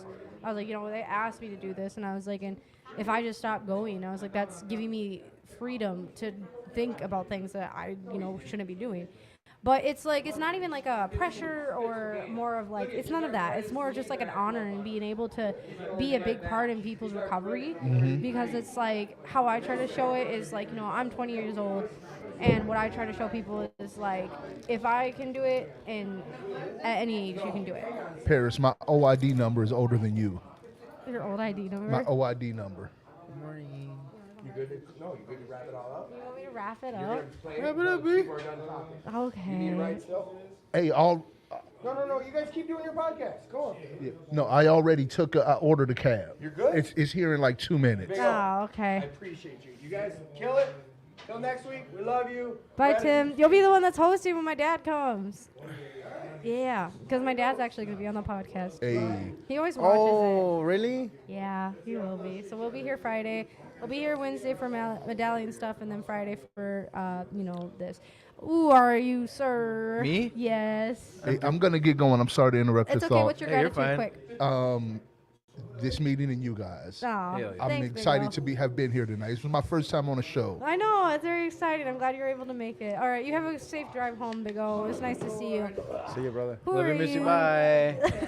Why are you doing Morning. that? Morning. Who are you? What do you mean I keep doing that? Love and miss you. Bye. I tell everybody, love you, miss you, bye.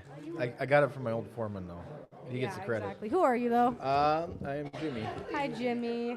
This is not your first time on here, I don't think, right? Maybe, I don't know. All right.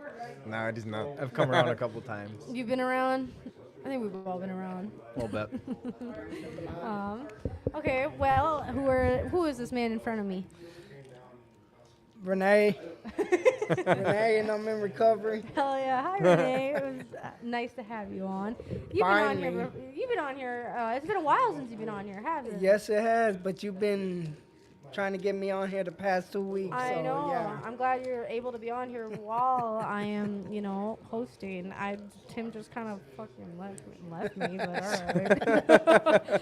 All right, but Jimmy, what is something that's coming easy to you in recovery, and also how long have you been in recovery? How come easy? Man. I don't know if there's anything that's come easy. But what's something? Well, I mean, I guess I've always kind of been a shaker and a mover, so as far as getting up and going, that's always been easy for me. Yeah, like getting to a meeting or getting. Well, to no, do, just like, what do getting you back mean? getting back out in life and getting stuff lined up to build. Okay. I suppose you could say that. Yeah. I mean, I guess from the early recovery, I was always. I've had my moments of being shy and social anxiety and whatever, but it's gotten better. And as far as that, I'm not so much of a maker and a shaker and a mover, but I've gotten better over the last. As far as asking how long I've been in and out of here, this last stretch has been almost 10 years in August. Oh hell yeah! So That's I've had amazing. time to develop a little bit, but I'm not trying to toot my own horn. I guess as far as But things we that are. have come easy, well, I mean, you can if you want. I just don't fill me up too much. As long as it pours over onto the next guy. Yeah. But I think as far as easy, I've always been able to just get out there and start working. Nice. Did Miss Okay. Gracie leave? Oh yeah. Why the fuck? Well, they went up front. I think they were gonna go eat or something. Okay, I was like, did she not say bye to me? How rude. Son of a bitch. Renee, what was easy to you in your recovery? Discipline. No. Tim. Just, nothing really to me as long as I just step out the way. Once I step out the way and, Oh, you got a little car. not try to take nothing in my own will, and then everything just really falls to place, Just being up here, away from home, that been a big step for me. And, just not giving up. So, Okay. What is the hardest thing in your guys' recovery that you still struggle with, Jimmy and Renee? Because I asked Luis this question already. The hardest thing I struggle with? Yeah. Taking a compliment? There's that. That actually is. I Yeah. know. That's definitely I know, it. that's Taking why a I compliment. said it. Yeah, I could see that. But no, seriously, what is it besides that? Especially when some of the people are like, "You have such beautiful blue eyes," and I'm like, Ew. telling me I It's got the beautiful blonde- eyes. it's true, the brother. Fuck up It outta is true. here. it's the Shit. blonde hair, though, Oh God. Hey, no, definitely those eyes, brother. I'm gonna give you my Dodge number them. after this. I'm gonna dodge them compliments. Let me have your Facebook, please. What is like the hardest thing that you struggle with besides just the compliments and stuff, or people like accomplishing you, like I giving think you patience. accomplishments? Patience with Patience just with everything. I try to fast forward the tape so quick, and I don't just let things happen. I remember an employer of mine once. He always tells me slow growth, slow growth, slow growth, and I try applying that in every aspect of my life, just not business or work or whatever. Right. I try to apply it to a lot of things, and it's tough because I like to practice patience when it's not allowed, Right. and not when it is, and it's just been tough for me to just do one thing and stick with it and not meditate on that certain thing for however long it needed to be. I just feel like as an addict, I'm the last person that knows when things get to a certain point that they need to change. Yeah. And I also suck at changing. So they go hand in hand because I'm not a particularly I don't have the sight to see when I'm doing shit really dumb. Right. So if I decide to run something into the ground, I don't know until I'm being buried with dirt. Do you think it's also just because of like when we were in addiction, it comes with like the the instant gratification thing that we would have? Like, do you think that's why you have a hard time with patience or digging yourself in the dirt, as you said? I mean, it might, because I always constantly want to feed that beast. Right. But even in recovery, I'll try to go further. Like, let's say for business, I try to jump into the next thing before I probably should get into it. Right. And then I usually step on my own nuts and fall on my face. But I mean, there's a lesson in everything, and Right. But it's normally it's always, it's just kind of with everything in my life. It's always been I get too far ahead, and I don't take time to. I think the moments where I do is when the times where I've steered the shit back to the right direction is when people say something to me. And the accountability in this program having to people in my life, I always talk about 3 to 5 bold people in your life that you can always fall back on, because they're not the people that are realistically going to hold your hand and pat your butt. They're going to be the ones to be like, dude, you're an idiot. Like, why did you do that? And then I'm going to be like, F you, I'm going to throw a brick in your face. You don't know what you're talking about. You don't know me. You don't know nothing about me. And they're usually right, because that's when I trip on my nuts and fall. Right. And then I'm like, okay, this guy's right. Or I think over the last 10 years, I've gotten close to almost falling on my nuts and realizing they're probably right, and I should take another look into it. Because I don't like taking people's opinions. I don't like taking anybody's information, especially if they're being an authoritative figure towards me. Right. It's just not something that I take very well. Obviously, I've gotten a little better about it. But I mean, I'm the same way. I'm like, you're gonna tell me what not to do. I'm gonna do it. Well, right, and that's That's the terrible that's part of it. basically that's basically it. But I've had to learn. Like Renee was talking about discipline, and I think, thank God that I have the work ethic I have, and I know I have that work ethic because I have the ability to know that it's going to take some grit to get through a lot of this shit. Right. And a lot of us being addicts, we don't think we have that, and I think every single one of us do, because if we can fight through the pain of all that pain and suffering of withdrawal and all that stuff just to get back to that good. Yeah. Use that as a mentality to get through all the pain and grit of what it needs to get it through a workout or a job or asking the chick out that you want to. You know what I mean? You just have to get through the grit in order to come out alive. I mean, it's just the way it is. No, that makes sense for sure. It's kind of a blessing in disguise, so to speak. You're welcome, by the way, Big O. I was just seeing your comment. Thank you for coming on. It's always been a blessing. I always like what that guy's got to say. He's got such a lot, a sweetheart. He's got a lot. I mean, And he's so wise. he's got a awesome. lot of good stuff to say. Exactly. All right, Renee, what is something that's your biggest struggle in recovery? And then we're going to move on to the next question. What I always struggled with in recovery was being complacent. I never knew how to get past it. I never knew, because I'm all, as an addict, I always like to, when nothing's going right, I like to take my will back, and Wednesday, 7 o'clock. so yeah, complacency. And when I was in treatment too, I told him, I said, one of the things about me in recovery, when I get complacent, that's when everything starts to fall apart. I get irritable, I get discontent, And 6 months later, my counselor seen it, and it helped, When he said, all right, we're gonna get past this. You're not gonna stay stuck in this. And as a man, it's hard for me. This whole last year, it's hard for me to just not be working. You know, I didn't know how to live with that. Right. But they say take your recovery slowly.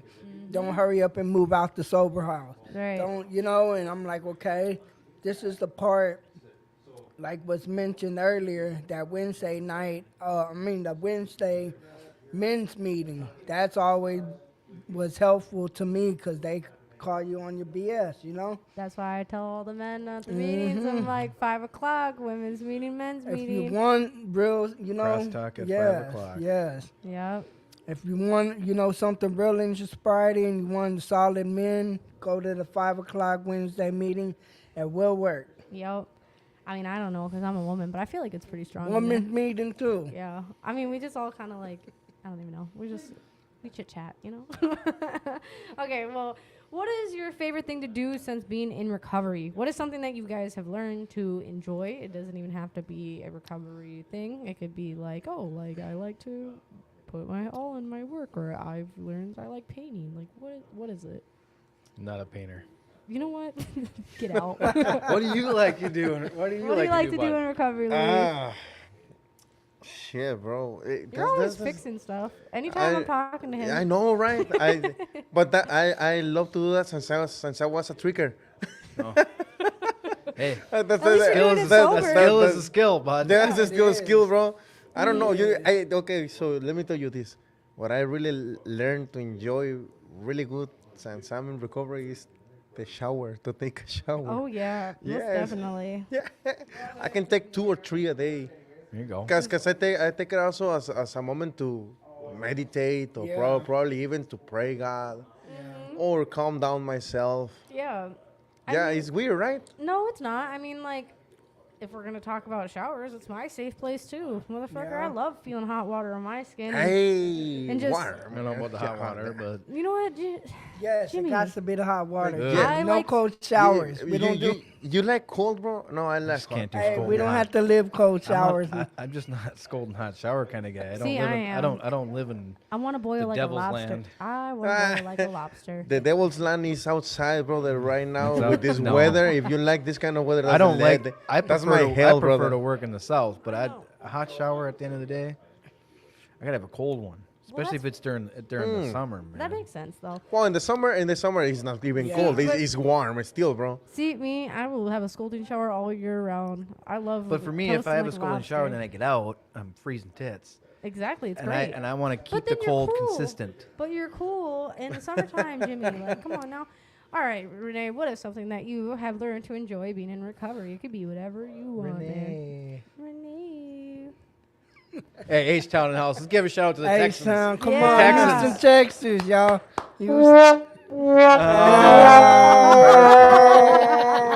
Too bad it's not Sunday after they lose. Huh? No, That I'm was kidding. mean. Hey, at least they, you know, they're giving it this Hey, year. Yeah. Still making moves. But what is something that you're enjoying, man? I pressed the wrong button. If it makes sense. Honestly, It worked though. something I enjoy that, you know, in my addiction I couldn't enjoy because we're children of chaos, I was once told, you know. It's just that peace and quiet. Like, I enjoy when I wake up and I look at what I do and I'm like, man, this is living the dream, feeling like an old man. Just right there, you know, being able to wake up and know what I did last night, know that I don't have nothing, you know, to worry about on my conscience and all. I can just sit there and meditate with a cup of coffee, you know, yeah. before I start my day. Right. That is something like after the hot shower. After a hot shower and cleaning up my face, I can meditate before I There eat you breakfast. Yeah. You know? Hell yeah, that's awesome, Renee. How about you, Jimmy? What is something you've learned to appreciate being in sobriety Learn to appreciate. or recovery? I don't know, whatever you want to do it. How you want to call it. I don't know. I really don't know. What do I learn to appreciate? Time with your I kid? guess the time with my kid. Yeah. Yeah. I do appreciate the time with my son. I mean, he's 3/4 of the reason why I still do this shit, even though I don't have a lot of time with him. Not for lack of trying, and money wasted. But I mean, and it's just some things that for other people it's gonna happen. For me, it may not happen. So Yeah. you just got to keep pushing forward and hoping that one day it will. But I think more or less it would be the people that constantly pull me back and hold me accountable. Is the ones that because I would not be here, and all the people that say all the sayings and got me to the point where I'm at. Because it at the end of the day, I like to think it's all about me, and then I come to a meeting and realize it's got nothing to do with me. Yep. I'm just, Well, I hope you I'm know just when a I pawn. come here, I'm just a pawn in the freaking game, and Yeah. hopefully somebody moves my pawn ahead a couple spaces. Yeah. I mean, not to pass anybody up, but Yeah. Well, I hope to- you know that I appreciate to see you when I come in. I get excited. I'm like, Jimmy, yay! Thank you. Appreciate that. I would say the thing that I am my favorite thing is just being present within myself and actually being able to like sit with myself, because all I knew is that I knew how to run and run away far. Absolutely. Like, that's what I would do all the time. I'd have a friend that would be going through something with her boyfriend. I'm like, who fucking cares? Let's go drink. Uh-oh. Naughty. I was like, I don't give a fuck. I was like, come over. And they're like, what are we going to do? I'm like, well, I got this plan. And they're like, how are we going to get in? Because we're both like 18, 19 years old. I was like, I got Figure it this. out. Yeah, I always did. Not a good thing, but I did. But yeah, I would say just being present and actually being able to sit with myself Yes. sometimes, like Renee says, it's like coffee. Me, it's I wash my face in the morning and I just sit in my bed and like hang out with my dogs. Everybody always gives me shit. They're like, you're always talking about your dogs. I'm like, they're the only ones I that appreciate that too. We just got a dog. I know. Recently, thank God for Kevin that he had an extra one laying around. But I mean, and I didn't think it was going to be much of a big deal, but it's helped me a lot. I Yeah. didn't realize how much it's nice to have a dog to pet. Yep. There you I've go. wanted one for years, and They just watching over her has been nice. so. It's fun, and it's funny because Dale's always one that gives me shit. He's like, you always talk about your dogs. I'm like, because when I was in sobriety, they're the only ones excited to see me. Well, there's that. Yeah, it's like, and even when I was in addiction, They I are was very like- excited to see you. when you Yeah, walk in the because door. because that's like one thing that I would always feel bad about is like obviously when I was out doing whatever, I was like I would come home and then like my dogs would just be sitting by themselves for like ever. Yeah, it sucks. What do they say? Dogs are the only creatures on earth that'll love you more than themselves. Exactly. And what I always say to people is like, I don't understand when people are like, I don't like dogs. I'm like, what the hell? I was like, they're the only, like, you could be the most shittiest person in the world and And they'll still still love be you. loyal. Yeah. And you just got to get over the hair all over the place. You'll be Yeah. fine. Just Mm. put a, Mine is put a the- lint roller in every room and you're good. Mine is the licking. My dog's Yeah, lick. I get the same thing. Makes my skin itch. Anyways. Yeah, it's weird. Yeah. What is one of your guys' dreams? Have you accomplished it, or what is a dream of yours? Like going somewhere, being something. What is it? What is that dream? Because it says dream job, but One of my dreams is getting to the point where I can share what I'm doing with somebody. yeah. That's funny because I was talking to somebody about that, and they're like, "Don't you have a girlfriend? Don't you have anybody you're with?" I'm like, "No, I'm just not there." But I don't want to say dream and get in La La Land, but one day, hopefully, I'll get to that point. I'm just not in a spot in any way, shape, or form to be there. Yeah, just have But a I think solid I think partner. I'm getting to the point. I'm 33, and somebody be like, "Oh, you're young," and I'll be like, "Eh."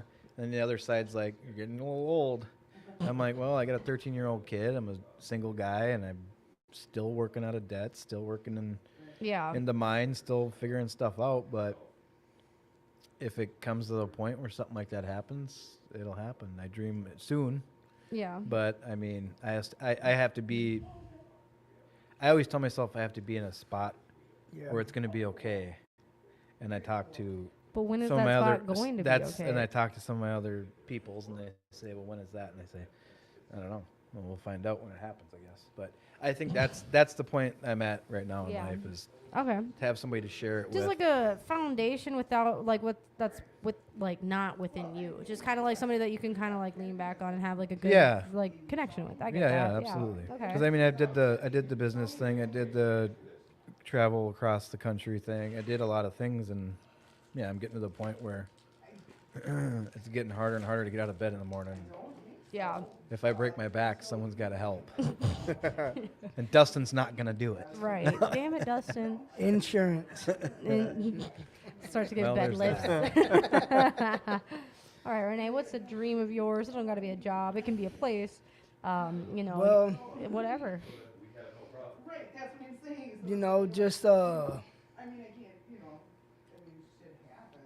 Just having my dream, man. It's simple, because for 12 years I was family oriented, you know, and my daughters are always on my mind. So, you know, just I'm living my dream out as we go, you know, through this working on myself as well.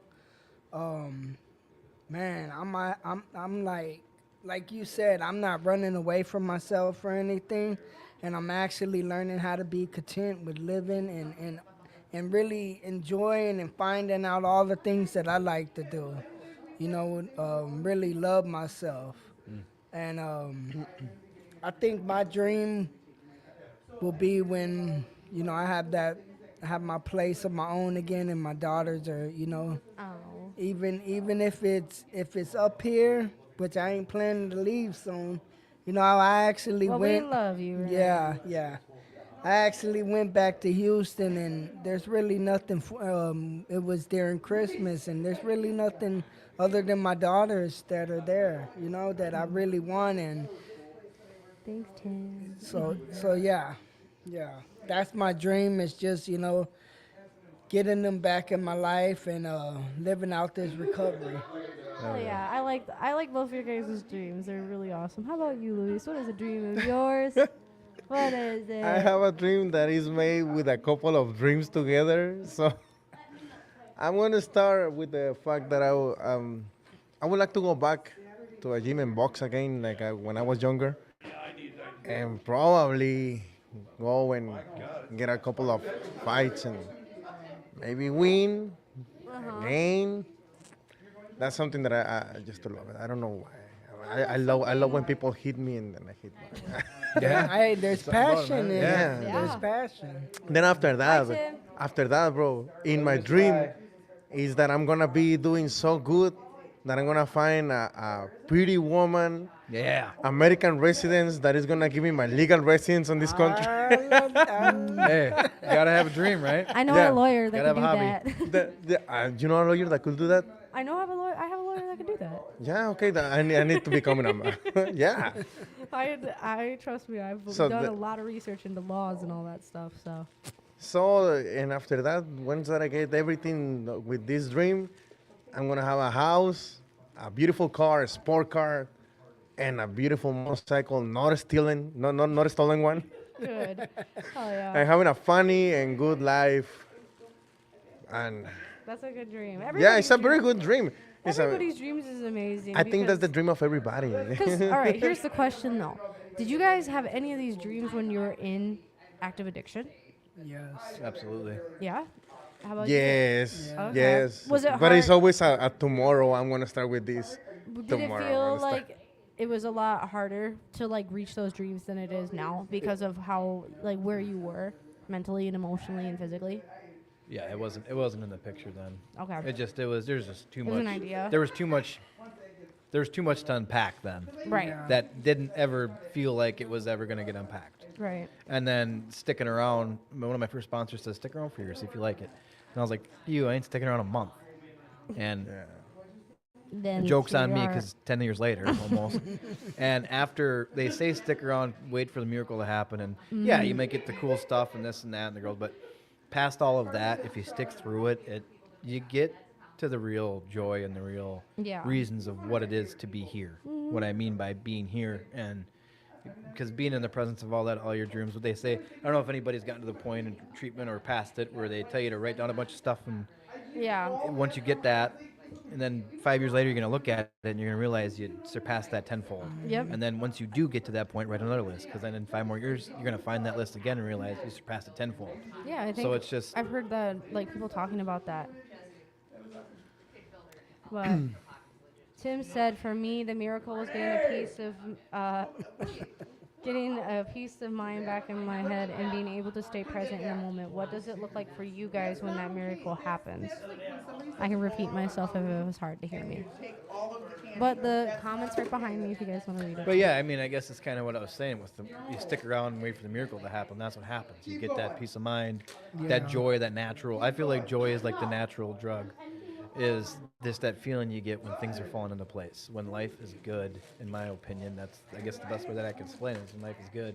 Not you got all the houses and the cars and this and that. Yeah. But it's more validating when those things happen Right. naturally. Right. Not by my own hidden intentions, agendas, and all the crap that it is. Like Paul says, when you live in God conscious, good things happen. And Oh, that, yeah. that to me is part of living in the miracle. Yep. It's living in, Yep. the solution, like they say. So then you've had your miracle happen in a non material way then? Absolutely. Okay. How about you, Do your Renee? 4 steps and 5th steps. It'll happen. I'm on my first step. I need to stop procrastinating. Somebody yell at me, please. I need to do it. I'm gonna be 1 year sober. Or you could just do it I've been. and stop waiting for somebody to tell you to do it. No, because I'm not. It's just like I look at my book. Okay, so I'm home. I look at the book and I'm like, I could do that. And then, Then do it. you know what else I do? I just fucking do hair. That's good. It's okay. No, I need to do my step work. I know, Tim. I know. I think when I go ain't- home, I'll probably fucking do it. You ain't going to do it 'Cause until I you gotta, stop saying you need to do Because it. I gotta just stay up when I go home. Because I got I have to do my face stuff. Makes Jimmy sense. just hit it on the head. Then do it. I know. Shush, guys. I can do that. Well, the best thing, I will say the best thing, because I mean, I've been through there. I've been through that ringer and, in and out. And then I'm going to look at it and I'm going to throw it. And Yeah. my 6th book I bought in 3 years and I still haven't done it until I just can sit down and do it. So I made the decision, like they say, we made a conscious decision or whatever, turn our own lives over to the care of God. So I made that decision to sit down. I held myself 100% accountable, but there's a part of this where we have to resist. We have to do something about it. We had to stop. Everybody's step zero is this shit's got to stop. Yeah. Everybody gets to a different step zero. Whether it's their woman kicked them out, they're almost dead, they're in jail too many times. My step zero Yeah. was I couldn't do this shit anymore. Right. So I finally got to the point where I had to just call my sponsor, sit down, and walk me through every little word. And then he's like, the next 69 questions are on you. Because I'm not you and I can't do you. Only you can. And they Do are you? still to this point are the only questions that had ever done anything for me, mentally, physically, emotionally, because they get down to the nitty gritty. Those Right. 69 questions in a flat book. If you don't know about it, be about it, read it, learn it. You have to tell me about it. Bam. Because I got to do because I've done some of the step work in step 1. So I'm in it, but I just I haven't finished step 1. What do you say? Be like Nike and just do do it. it. Just I do know. it. There you go. I know. Well, I got to go home anyways and wash my damn face and all There you that go. stuff. So I while mean, I'm and waiting honest, for it to dry. just sit there and read over it over and over and over and over. You don't even have to do it; just read it. I I mean, it's know. not even like because it is a Well, lot to do. yeah, It's a lot to do. I'm it not gonna is. lie, especially if you do get a flat book and work through the NA program. Yeah. It's a lot to That's look what I'm at. doing. And it's I read it a lot before I did it. Mhm. And I was like, I'm gonna do this. Well, because the And then thing I was is, tweaker too- mode for like 4 hours doing it. And I'm like, I did it. And then I had to read it again. And my sponsor said, read it again. He said, read it again. He said, read it again. I'm like, why do I? He's like, read it again. Because you always have a different answer. Because you got a different answer. Yeah. every time. Exactly. But if you read what you wrote down, you start to see what happened.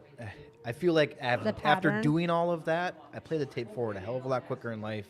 Just in those little split decisions where we like to be Yeah. absolutely 100% impulsive. Right. And shit we do, and it helps to control. I feel like.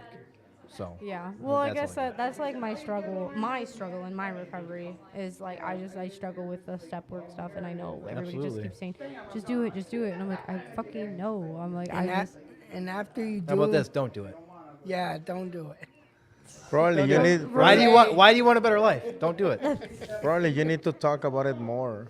Because Yeah. I'm a very bad reader, for example, but if we talk about the things, I start having the understanding of what is there. I can read too much. For real, I start reading and I get bored and I start Yeah. thinking. But that's the Mine problem. goes- It's yeah, like my I mind like. goes away. And I don't even Start know writing what it it down. Mhm. Write it down? No, You read it man. enough. You- That's bro, like going to treatment 20 times. Bro, you are making it worse. From reading to writing, no, bro.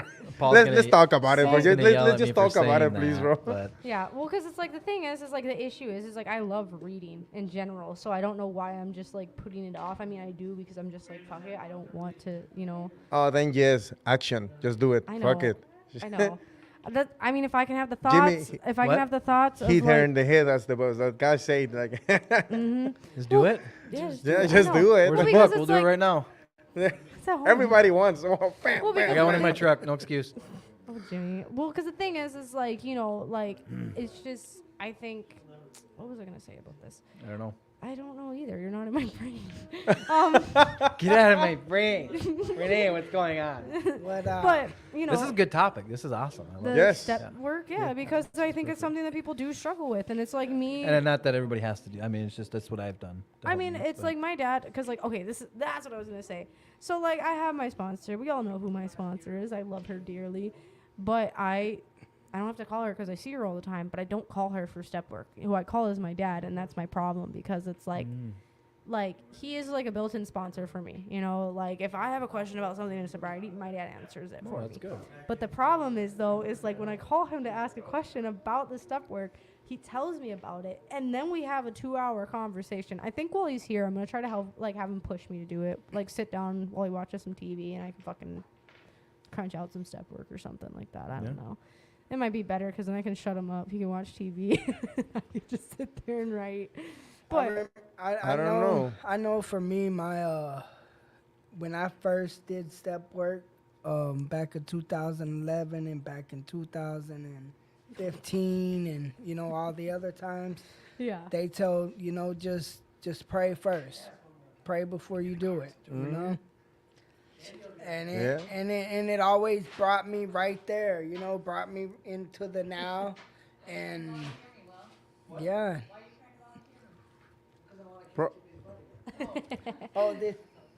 But yeah, it's just like Will's trying to catch these You hands in cribbage probably- for those who don't know what's It'll going be on. good for you to change the person that you're asking because you're asking to your father. And I know, but it's just like fathers always are expecting too much from us, and then probably is too much pressure. What well, it's he's not even that. It's just like more of the fact of like my father, like he is my good friend too. Like that's my dad, and he can put apart that I'm his daughter, and that I'm also somebody in recovery, which is a blessing because you know some people can't do that, and my dad can. Like he can put like aside that I'm his daughter, but like will still help me with shit. It's just I think it's the fact of like I don't see him often. He lives in a different state, so when I talk to him, you know, we're talking about everything. And I think that's like the only struggle within that. I think I'll just probably text him and be like, "What does this mean?" Maybe that will help. I don't fucking know. But you know, it's because it's like it's also for me. It's like the thing that I struggle with too is like I can connect with people as you see. Like I can do it over like in person stuff like that. Will even knows I'm terrible with my phone. Like I suck Yes, at you it. are. Yeah, I suck at it. A lot of people know that. I suck at my phone. And, you know, it's just a lot harder for me to just pick up the phone for like somebody that's not like my dad basically. Like be like, I have a question and I don't know what to do about this. So when you think of doing your step work, what do you think of more? Just a part of not doing it? I think it's mean, just like I want to putting do off? it. It's boring. Or do you? It's boring, but I think it's like I want to do it because it's like I do service work. I sit here. I do fellowship and stuff. Like, you know, I do a lot of things, and it's like that's the one thing that's like it's a personal attack Yeah. against yourself, you know? And it's not even like in a bad way. It's making you open up, and it's That's like, what I was getting at. yeah, and I think it's the fact of like actually opening up and seeing like, okay, like this is real. This is something I felt, and you know, and it's like also I don't know. I just have shitty handwriting. I don't know about y'all, but mine sucks. Hey, I ass. do. My sponsor's still on Reddit. So, are you an analytical person? Yeah. You gotta get real deep. I gotta get. So really- I'm that way, and I just had to do it.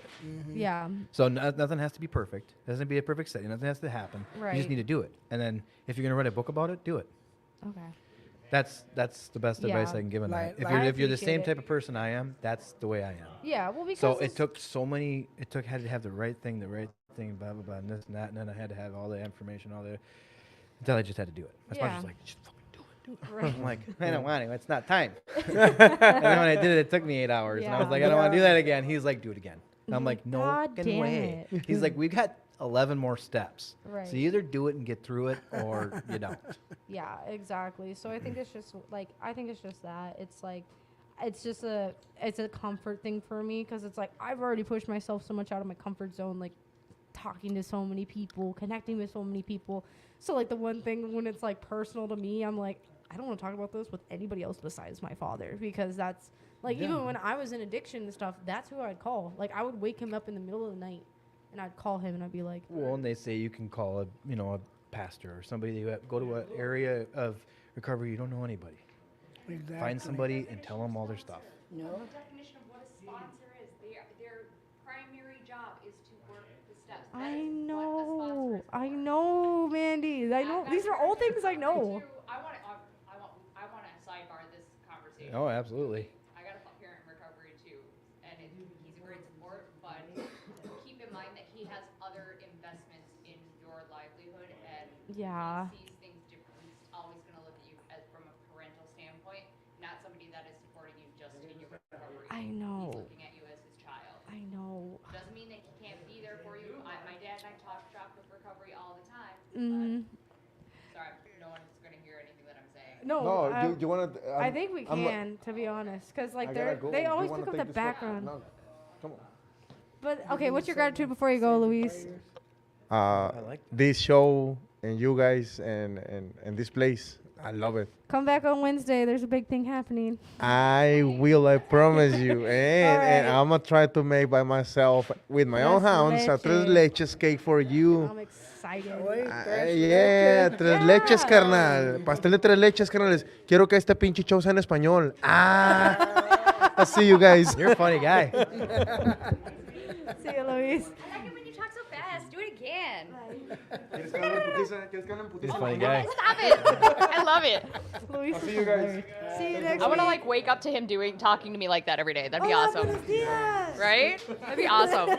Just wake up and you just be sitting there all smiling. Oh my gosh, it's like made for people with huge heads. There we go. Okay. Tim's the same fucking way.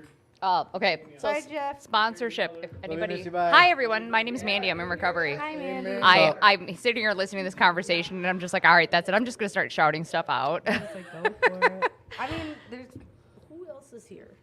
Right. And a lot of it too is like women sometimes don't know how to open up to other women, just like with guys, you know. So maybe that's why you're so used to opening up to your father as well. Well, because like my mom, like I love my mom. Everybody knows my mom, and she doesn't watch this, so she'll never see this. But like, she's my mom, but she's not a mother, if that makes sense. Mhm. You know, like she by birth, yeah, that's my fucking mom. But like, is she nurturing? Can she be a mom and not a friend and not parent out of guilt? No. So here we are. Yeah. So it's like, for me, it's like I've been always comfortable in that way, because it's like my dad is like basically like my safe haven. Like, you know, with anything. It's like the same thing with his brother, like my uncle. That's somebody I could talk to. Man, that motherfucker talks for so long, but I love him.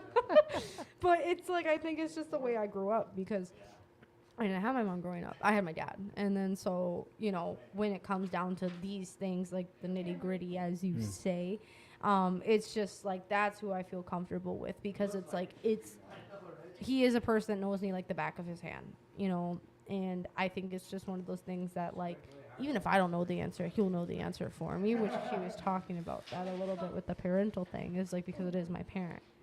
So I'm gonna have to sign off too. I just seen the time. bye, Renee. What's your Seriously. gratitude?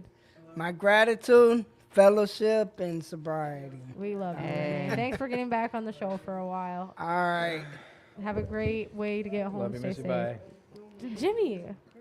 So He's been saying that. I love everybody. I know, but I know when I first started working the steps that I've always had that fear of like, I want to show up in the right way, right? So like when I'm talking to you guys and I'm talking recovery, I want to make sure I'm sending the right message.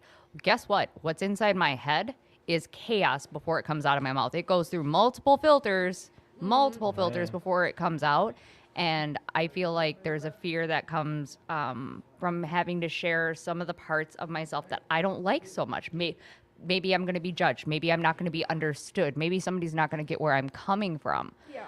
But with a sponsor, I mean, their job isn't to judge you. It's to help guide you through. And through the process, I get to kind of judge myself and gauge where Right. I'm at, clear up the wreckage of my past, right? Yeah. And starting in the steps and then learning the maintenance steps once I've cleaned up that mess. Right. Going from there. So it's a matter of finding a sponsorship, sponsor relationship is just like any other relationship, Yeah. right? Yeah, because it's like mine is Miss Gracie's, and I love her dearly. But we're not like we're close in the term of like she looks at me as like her daughter basically, and I'm just like okay, but I don't like bugging her too much. That's just me. It's like it's not even a ask for help type of person. I'm like I am bugging this person way too fucking much, and We I all need do. to stop. But we all feel like a burden through that process though, especially when it's like we it's like oh help me, I need help, and I'm that person that I never used to ask for help. I would wait until it was far past the time when I should have asked for help and everything's on fire and everyone's screaming. That's when I'd ask for help, and they'd be like, I don't know what the heck you want me to do now. Like you should have been asking me like however long ago. So I mean that's part of it too, is getting over the fear of feeling like a burden, getting over the fear of being judged, getting over the fear of having to face that wreckage, right? Because that's scary. When you look at it, it's I thought of like when I first came back into the rooms, I love analogies. So I'd sit there and think of like, okay, the mess that I made. It's like when you're a little kid and you just destroy your room and your toys are everywhere. You don't even know what that goop is on the walls, stuff like that. You know, that kind of playing where you just destroy everything. And your parents like, you're not allowed to leave this room until this whole thing is clean. And you turn around and you look at what you did and you're like, I can't do this. This is overwhelming. Like I'm never gonna get through it. So what do? You end up like still playing with your toys and still messing around, still playing in the mess. Yeah. If you just work on one thing at a time, pick up one thing at a time of that mess. Don't focus on everything because you're gonna get overwhelmed. It's a lot. Right. You know, and start plugging away at it.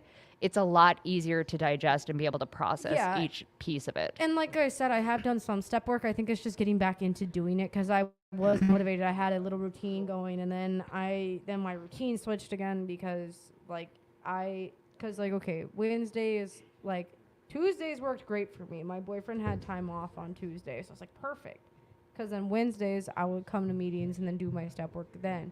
But then he got a new job, and now it's Wednesdays, and I'm like, oh, fuck. Like, I don't know what else to do. So it's like switching back into a different routine of what I already had planned. So it's like, because I'm growing it slowly but surely type of thing. Like, you know, like little things for sure. And I think it's just, like, getting that routine back. Because it's like, I know I can do it.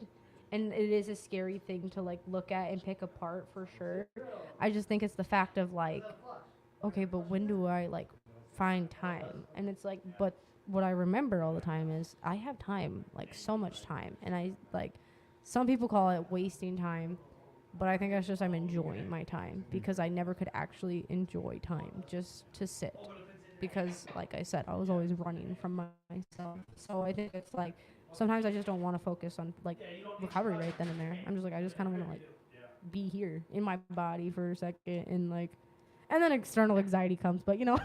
I get that. You know, and it's all about the work that you put into it, right? Yeah. You know, and there's a fellowship as a key piece of the program. Getting to come to meetings and getting to hear your higher powers speak out through other people's voices is a beautiful thing. But the step work is the core foundation of the program. And if that's you get what my through dad those. has said to me. He's like, if you're feeling this way, you should start your step work. Like he even tells me you should just do it, and I'm like.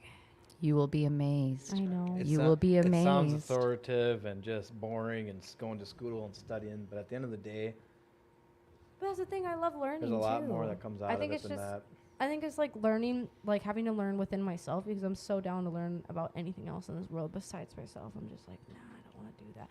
But we can be proud of me because I did go to my first fellowship for Dustin's 5 years. That's what's up. Yeah, Jimmy's seen me there. I would not be here if there was not fellowship when I first got into recovery. Yeah, I true. mean, it was like Thursday, Friday, Saturday out in Chaska. There was always something going on. Bunch of bikers, bunch of Whatever. Carolyn and Paul were part of that, and I mean, there was just it was fun every day. Yeah. And it was like we didn't need Weekend Warrior because we had fun on the weekends. Went bowling. We there was always something to do. I don't particularly do it a lot with this community, but I mean, I come to Fridays, I come to Wednesdays. I'll go eat. I'll do this. I'm getting more dialed into it, but it's just there's so much of a different aspect because I don't know. I was young in recovery. I was 23 when I got clean, and it was to me it blew me away that people were doing all this stuff Without being high or without drunk. being high or drunk. Right. And I was like, that's what's up. Right. Yeah. I think it's just it's a lot because it's like, you know, I can say like, oh, I just don't want to, but I think it's just also like being here, it's like, yeah, I should do it. And I think it's also just being young. I'm just like, but not even like but nobody else is doing this. It's just more of like, nobody else is doing this and I am doing this, and it kind of is just like a lonely feeling, I would say, of just being like, because you probably maybe have felt the same way when you're, Oh, absolutely. you know, getting in it. But that's my life. Do you know how quickly they went through the steps when they first started the program? How quickly? One day. All the steps. You can do all of your steps in one day if you want to. I'm not saying I totally didn't. It took me a year to go through all my steps because Right. I like to do overkill. I heard about being like overly studious. You could write a small novel. It's making sure you're doing it right, that perfectionist. I did that to a point with my steps because I wanted to do it right, because before I did just kind of fly through them. But you have the ability to do them as quickly or as slowly.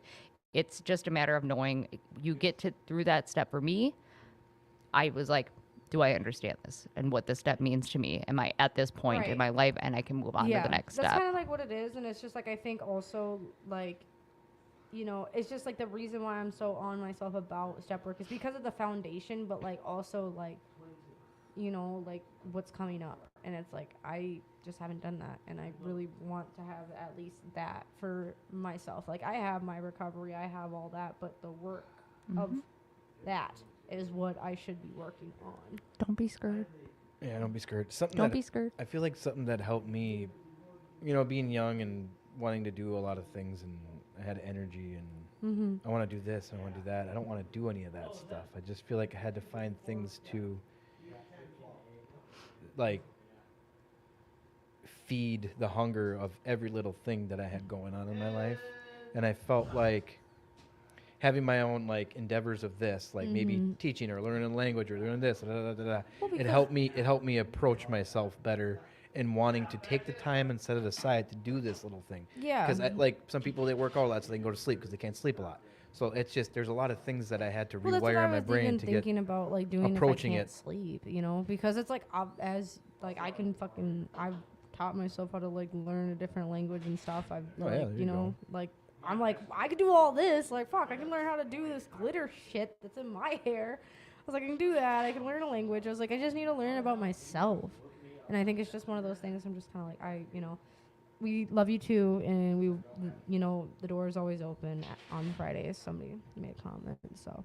It is always open on Fridays. Mandy and Tad. Yep, do it. Tad and I are here every Friday I after know. the meeting, It makes 8 me o'clock. happy because then I actually get to see you.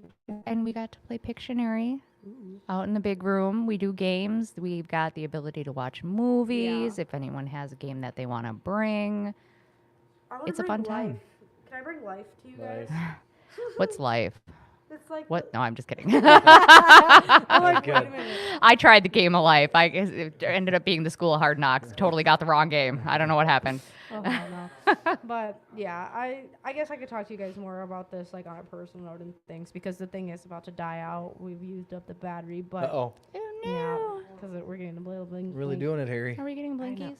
Blinkies of the Wi-Fi.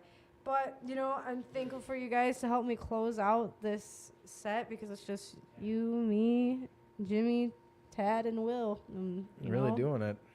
Yeah, we're just here. Like I said, the door's open, guys. If you want to stay here until literally like almost 10:30 at night, you can. Yep. And sometimes even later. It's not up to the podcast. We'll keep the doors open as long as people are here all the way up until about midnight. And then we Right, turn then into it's- pumpkins and it's all over. Yeah, exactly. Well, what is your guys' gratitude? And then is there anything you want to talk about that is like a fellowship or a group that you guys have as well? I'm grateful I almost kicked Will's ass in cribbage. Mhm. I'll split it out there again. I hope people are listening. There's a couple more people. on There's there. like 5 people. March 16th, the 16th annual volleyball, recovering the Heartland area. It's like the west side of, I think, part of Minneapolis or half Minneapolis, still part technically of the recovery in the Yeah. Heartland community. So if you want to play, if you don't want to play, if you want to just come out and, you know, chill and watch, there's literally people that region is huge. So you'll be able to get to know people from Mankato to Delano to Chaska. I Mhm. mean, there's so many people out there, and that's kind of the area I grew up in and, well, stayed out the longest, and got a lot of early recovery in. So if you want to know more information, you get a hold of me or go to naminnesota.org Mhm. and get a team together and come out and play. Well, thanks, Jimmy. all I Thanks for got. pushing that out. Thanks for giving me your gratitude. Mandy, what is your gratitude? Is there anything you want to put out for fellowship or groups? Well, I think I already put out for Your fellowship or fellowship, groups. so Friday what nights, is- people come hang out. We'll have a Yeah. good time. What I am grateful for phrases that I've heard from people. I love it when people say that one thing that you just need to hear. So like Mhm. Maybe that was this ding ding moment when I was talking about the step work, and you're like, "This is it." But no, so like don't sweat the small stuff because it's all small stuff, but you still need to take time to appreciate the little things. Yep, of course. Well, thank you, Mandy, for coming, helping me close it out. The show. What are you grateful for? I'm gonna say what I'm grateful I for. like it. I am grateful that I made it another day. I have just a few more days until I get my 1 year. Like I said, you can't front your sober time, but we're getting there every day. And what my motivation for it and what I'm grateful for is that my dad took time off work to be out here. He'll be here the day of, and I'm just very excited to spend some time with him. Because as you guys have noticed in this conversation, I love my father. But if you guys want to come and do out the podcast with us, it's every Friday at 8 o'clock, right after the meeting that starts at 7. There is meetings Monday through Friday at 6:30 a.m. to 7 p.m. They have a 1 o'clock meeting every day. Wednesday, they have a women's meeting at 5 o'clock. They have a men's meeting at 5 o'clock. A great place to be. They're people that's not going to sugarcoat your BS. But we love you guys. Thank you for watching. If you ever need anybody, you can reach out to these numbers that are scrolling at the bottom of the screen. And we'll see you next time.